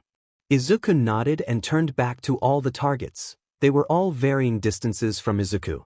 It was similar to how Mario had first tested his quirk, but this time it actually meant something. Izuku had 3 years of training now and it was expected he would do well on the test. As Izuku looked over the target, he thought about all the training he had had and what made this training exercise harder. It was obvious that a normal person would go for the closer targets first, then work their way up to the harder targets that were further away. Normally that would be fine, as Izuku had made that mistake the first time only to learn the last 15 targets would move. After learning that, Izuku trained to be fine hitting the furthest targets first, as there wasn't a need to make it more difficult for him than it needed to be. As Izuku looked over the target, his mind mapped out a pattern for him to follow. A pattern that allowed him to move quickly from target to target while leaving the 15 closest ones untouched. As his eyes landed on the last target, he stepped forward and raised his right arm out in front of him. Then, as it transformed, a bullet was shot out, catching everyone off guard. The bullet flew through the air and hit the first target in the middle of the bullseye. Izuku didn't waste time and moved down and to the right and hit his second target, another hit. With this monument, Izuku quickly picked off each target, moving a seemingly random pattern, and when he passed a target and didn't hit it, Madam President smirked. To her, it seems Izuku was randomly picking off targets and had missed one as he was moving too quickly and seemed to be more worried about having a good time. She was not the only one to notice this. Prime Minister Renzo had kept a close eye on Izuku as he moved from target to target, and his seemingly random pathing got a lot of acknowledgement. His past in Japan's military had given him the skills to recognize Izuku's pathing. Izuku could have gone for the closest target first and worked his way back, was it not for the last part of the last 15 moving. While it was still unclear what kind of man Izuku would grow up to be, at this moment, Prime Minister Renzo could appreciate the amount of skill Izuku had at such a young age. As Izuku hit the 34th target, he took a small pause in his firing and looked over the last 15 targets. The last 15 targets shook and then began to move around the room, their patterns seeming to be random. Izuku waited for a few seconds, watching the targets' seemingly random movements. Yet Izuku began to see their pattern and smirked as he suddenly fired at one of the moving targets. His shot appeared to go low and to the left, but suddenly the target moved down and to the left, allowing Izuku's shot to hit.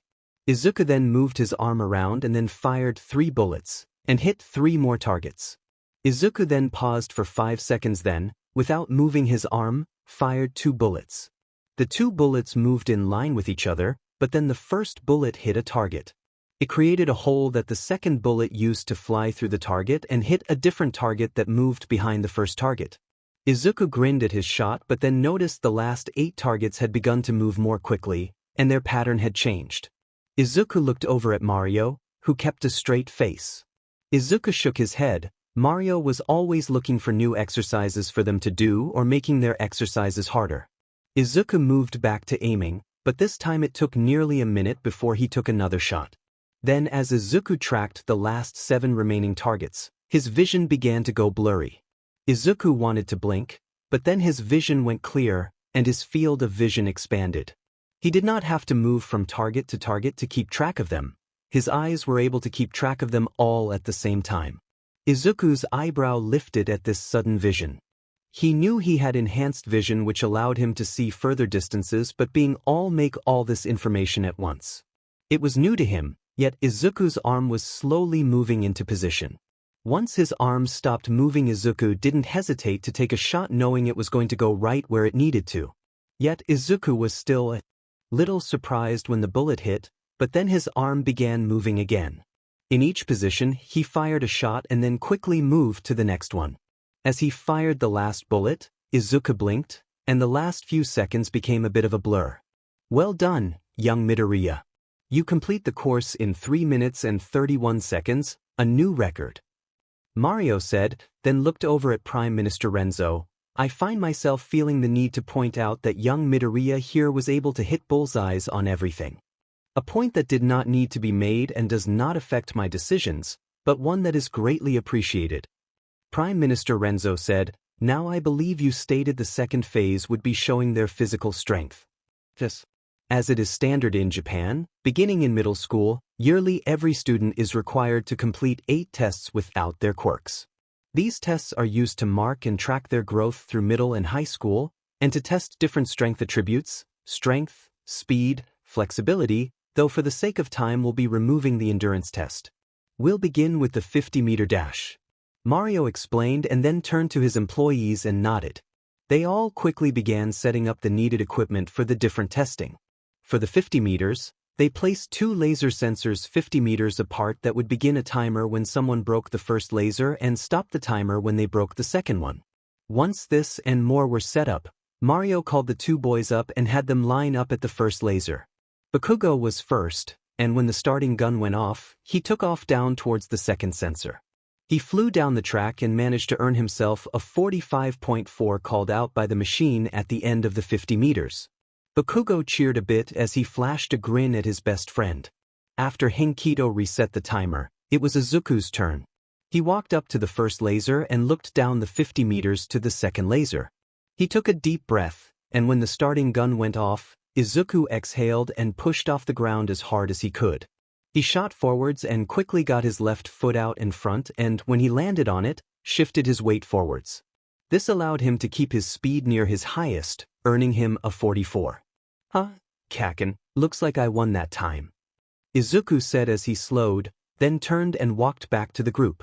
Bakugo had his arms crossed and didn't look too pleased. He wanted to be the best. Be number to him that meant being the fastest, the strongest, the best at everything. Don't get cocky, that's only 1 out of 6. Bakugo pointed out he would make sure to get back and win the next test. Yes, young Bakugo, now it is time for the grip strength. Mario said, walking up to the boy, holding out 2 grip strength testers. You will each grip this device with your right hand, holding it for 3 seconds. You repeated this 3 times, then switched your left hand. Bakugo and Izuku nodded, taking the devices. They held them in their right hand, and Mario said, begin. Bakugo and Izuku pulled down on the handles as hard as they could. After 3 seconds, Mario said, release. Bakugo and Izuku released their devices, and Mario read their number. Bakugo, you got 50 kilograms, Midoriya 75 kilograms. And again. Izuku exhaled and closed his right hand as hard as he took. His knuckles immediately turned white from how hard he was pulling. During the next 3 seconds, Izuku could feel how tight the muscles within his fingers were coiled to push all the power they could. After 3 seconds, Mario said, release. This time Bakugo got 58, and Izuku got, again. Izuku closed his right fist for a 3rd time, and his entire hand turned white as he pulled down the handle. Izuku could feel his hand shake a bit, but he refused to release his finger until time was called. It felt like a whole minute before Mario took them to release. Izuku looked down at the device in their hands and saw he had gotten an 80 while Bakugo had gotten another. Young Bakugo, you averaged 55, and young Midoriya, you averaged now for your left hand. Mario said as Bakugo and Izuku shook their right hands to see the blood flowing again while switching over to their left. After repeating the exercise, Bakugo averaged 51, while Izuku's score did drop. To this drop in score earned Izuku a smug smirk from Bakugo. Next was the standing long jump. This time, Izuku went first. He stood at the edge of a sandpit. On your time, Mario said. Izuku did a few short jumps and kicked his legs up to warm them up a bit, then began to swing his arms back and forwards. Then as Izuku swung his arms back, he squatted down, and when he brought his arms back up, he jumped forward as far as he could. In mid-air, Izuku took the pose of an Olympic long jumper, and once he landed in the sandpit, he rolled to keep himself from twisting an ankle.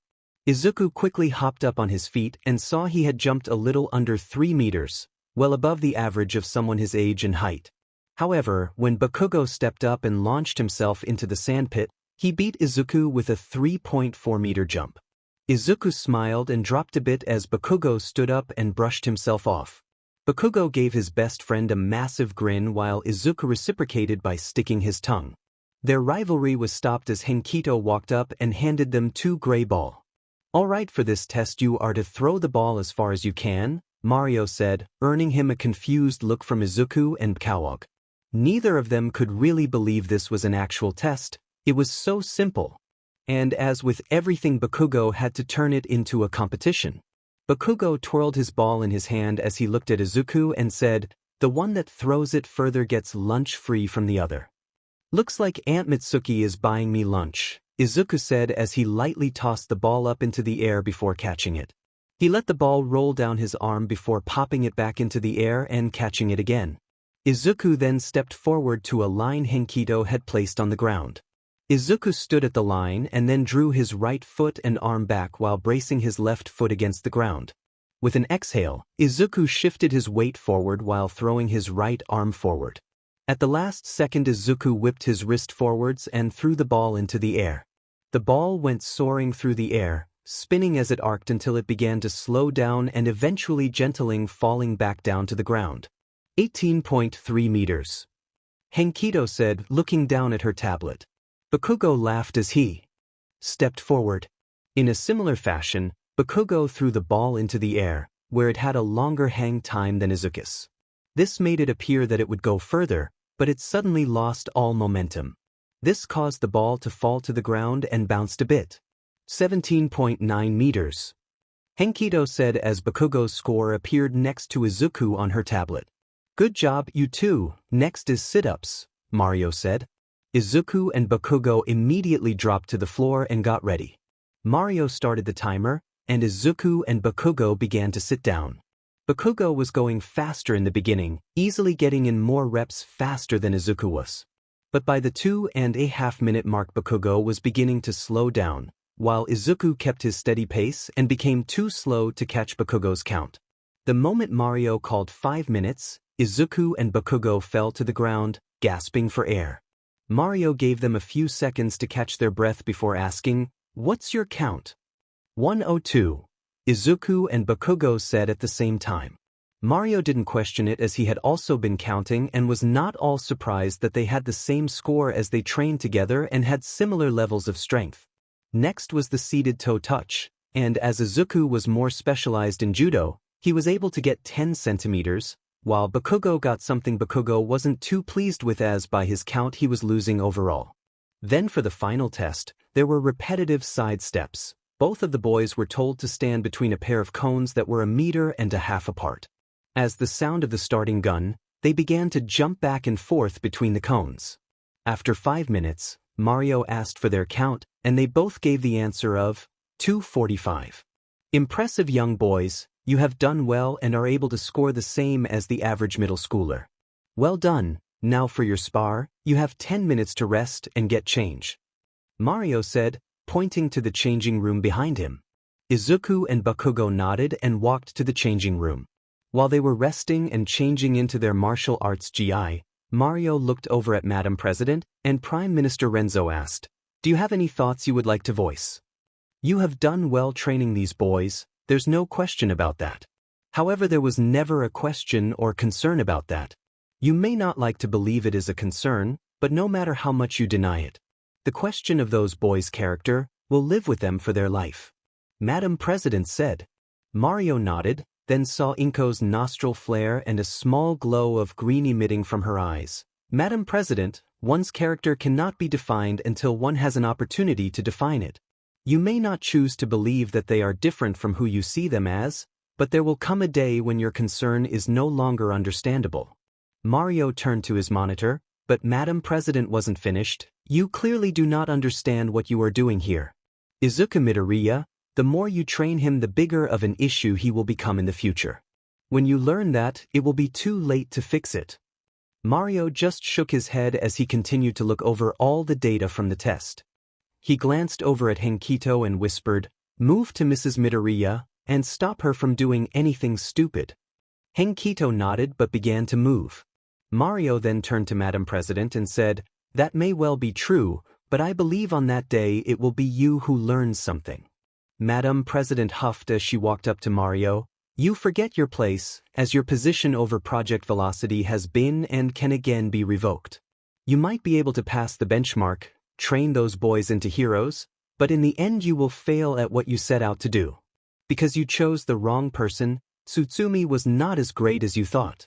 Mario wasn't fazed at Madam President's outburst, nor that Henkito had to retain Inko. "Henkito, I believe it would be better for everyone, especially Mrs. Midoriya, if you escort her out of the building for some time being." Henkito nodded as she began pulling Inko towards the elevator door. As they got close, Henkito noticed Madam President's blazer beginning to glow. Henkito quickly covered Inko's eyes, and the glow disappeared as Henkito used her hip to hit the button. Luckily, the elevator quickly opened. Henkito dragged Inko to the elevator and said, "You shouldn't have done that." Madam President might not have noticed, the Prime Minister most certainly did. Inko continued to struggle, but with Madam President out of her line of sight, there was nothing she could do to the wretch of a woman. And with Henkito's strength quirk, Inko was not going to be able to break out. Inko took a deep breath and stopped struggling, signaling to Henkito that she could be released. "I know fully well what they're capable of. But I can't see or talk to the love of my life. My sister is in jail and they're talking as if my son belongs with her. A boy I have lied to every day, let him grow up in a household that bases on a fountain of lies. If he ever does learn the truth, I'm not afraid of him becoming a villain, but he'll be crushed all the same. I'll lose any trust he has in him. Then prove them wrong, as Mario hopes you can. Build enough trust with your son that if he does learn, he'll still come to you in his hour of need." Henkito said as she put a hand on Inko's shoulder. "What?" Inko said, looking at Henkito. Mario approached me a few days ago and asked if it was a wise idea to allow you to come along. He knew that Madam President was going to bring up your sister. She had in every conversation for the last 2 years. And he knew that you weren't going to like what she had to say. So he approached me and asked if I thought it was a good idea to bring you or if your friend should have been the one to bring the boys into for their exam. Henkito said. What did you say? Inko asked. I told him that it shouldn't be a question as you are one of the most level-headed people I meet and have the honor of knowing. You might like what Madam President says about your sister and your son, but you should know of all people what she is trying to do. Henkito said. Inko took a deep breath and was quiet for a bit. When she spoke, she said, Thank you, Henkito, for stopping me from ruining my son's life. I appreciate the faith, but I believe it would be best if I was outside for the rest of the exam. Henkito nodded as the elevator dinged and the door opened to the first floor. Inko walked out, and then Henkito called out, They'll be fine. Just have the spar left. The door closed before Inko could question Henkito. Then what about Phase 3, oh Mario? You still think you can play that trick? Once inside the changing room, Izuku and Bakugo went to their separate rooms to change. They quickly stripped out of their normal clothes and into their martial arts gi. Bakugo had to redo his top as he had accidentally put it on inside out. Once Bakugo corrected his mistake and tied his belt, he stepped out and found Izuku leaning against the wall. Izuku looked up from the ground and said, What took you so long? Had to rehydrate. Target practice took a bit out of me, Bakugo said, holding up an empty water bottle. He then crushed it flat and then tossed it into the trash bin that was on the other side of the room. The two of them watched as the water bottle fell into the trash bin in nothing but net style. Izuku laughed, causing Bakugo to lightly punch him in the arm. Shut up, I wanted to make a good impression. I figured since I did the same, Izuku said, clenching his right hand and then releasing it. The numb feeling in his hand he had since his first shot was still there but was starting to disappear. Bakugo noticed but didn't say anything. Without anything else to hold them back from facing their next test, the two boys walked over to the door and headed to the training area. As they walked up to the group, they found a section-off area that had been covered with practice mats. On the practice pads was a white tape circle marking the boundaries of the fighting arena. As they walked up to the group, Izuku readjusted the shoulder of his martial gi, while Bakugo tightened his blue belt. Through their training they had both received blue belts with a black dash in karate and judo, making them proud of their achievements. Mario looked up his laptop and over at the boys. He gave a small smile to them, then motioned them to follow him. Mario led the boys over to the practice mats and overstepping onto one he turned around and said, The rules of this match are simple, it will be a 10-minute round. However, for the first 5 minutes, you are not allowed to use your quirks. We want to have a show of your martial arts skills. Then if you reach the 5-minute mark, you will then be allowed to use your quirks. Understood? Izuku and Bakugo both answered with a nod, as it was the normal rule they fought with whenever they spared each other. Sensei Hitomo had actually been the one to suggest the rule set, stating that it was good to have the skills to fight with and without their quirks, while also gaining the skill of knowing how to switch fighting styles mid-fight. Good. Are you ready? Mario said and gestured for the boys to get in position. Izuku and Bakugo responded by moving to opposite sides of the circular arena. Izuku jumped in place for a bit and rolled his shoulders, while Bakugo cracked his knuckles and rolled his neck. With both of them now being ready, they turned and bowed to Mario. They then turned to each other and bowed. Mario looked behind Izuku and Bakugo, both of them looking ready. Mario then took a step forward and held out his right arm. He shot one last glance at each boy, then quickly brought down his arm as he yelled, Fight! Izuku and Bakugo initially waited for a second to give Mario a chance to step back. Once Mario had stepped back, everyone expected Izuku and Bakugo to throw themselves at each other. Yet for the next 20 seconds, the boys just looked at each other. Through their fights and spars, they learned how each other fought, how they threw punches, how they attacked with kicks, but most importantly how they opened their fights. Izuku and Bakugo didn't break eye contact, where to see how the other chose to fight. Bakugo kept his eye on Izuku. In the past, whenever they had sparred with quirks, Izuku was usually the victor. Despite Bakugo's quirk being better suited for close-quarters combat, Using his enhanced eyesight, Izuku was able to keep up with his speed and dodge his attack. Though the same could be said without quirks. As Izuku's quirk suited for CQC, he had to train in two different skills. His focus was split, allowing Bakugo to focus more heavily on CQC and become more proficient more quickly. This meant Bakugo's chance of winning would decrease the longer the battle went on. That meant Bagwo knew that if he wanted to increase his odds of winning, then he would need to end the fight before the 5-minute mark. With that, Bakugo broke the stalemate and rushed forwards, pushing so hard against the mat that it would have flown back if it wasn't anchored to the ground. Bakugo easily cleared the entire arena, yet Izuku already had his hands up ready to block Bakugo's opening attack. Bakugo had his hands ready to attack, but when he got in range, he suddenly dropped down and tripped to sweep Izuku's legs out from under him. His attack nearly connected, but Izuku managed to jump up and flip over Bakugo. Landing behind Bakugo, Izuku used his momentum to roll under Bakugo's follow-up roundhouse kick. Izuku rolled to the middle of the arena, where he popped up. As Izuku turned around, he had to raise his left arm to block Bakugo's right cross hook. Izuku smirked and jabbed at Bakugo's gut, but Bakugo deflected the attack. He then doubled down on breakthrough Izuku's block. He began to lean forward, even putting his left arm into pushing against Izuku's left arm. This forced Izuku to bring his right arm up and match Bakugo's force. In this power struggle, they locked eyes again and Bakugo began to yell and apply more pressure on Izuku, as he saw in Izuku's eyes that he wasn't going to give up. He was going to be the #1 hero in the world, and that started by winning this match.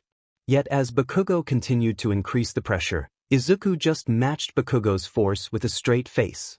But unfortunately in this power struggle, Bakugo had the height advantage, which meant not only was Bakugo pushing Izuku back, but also down.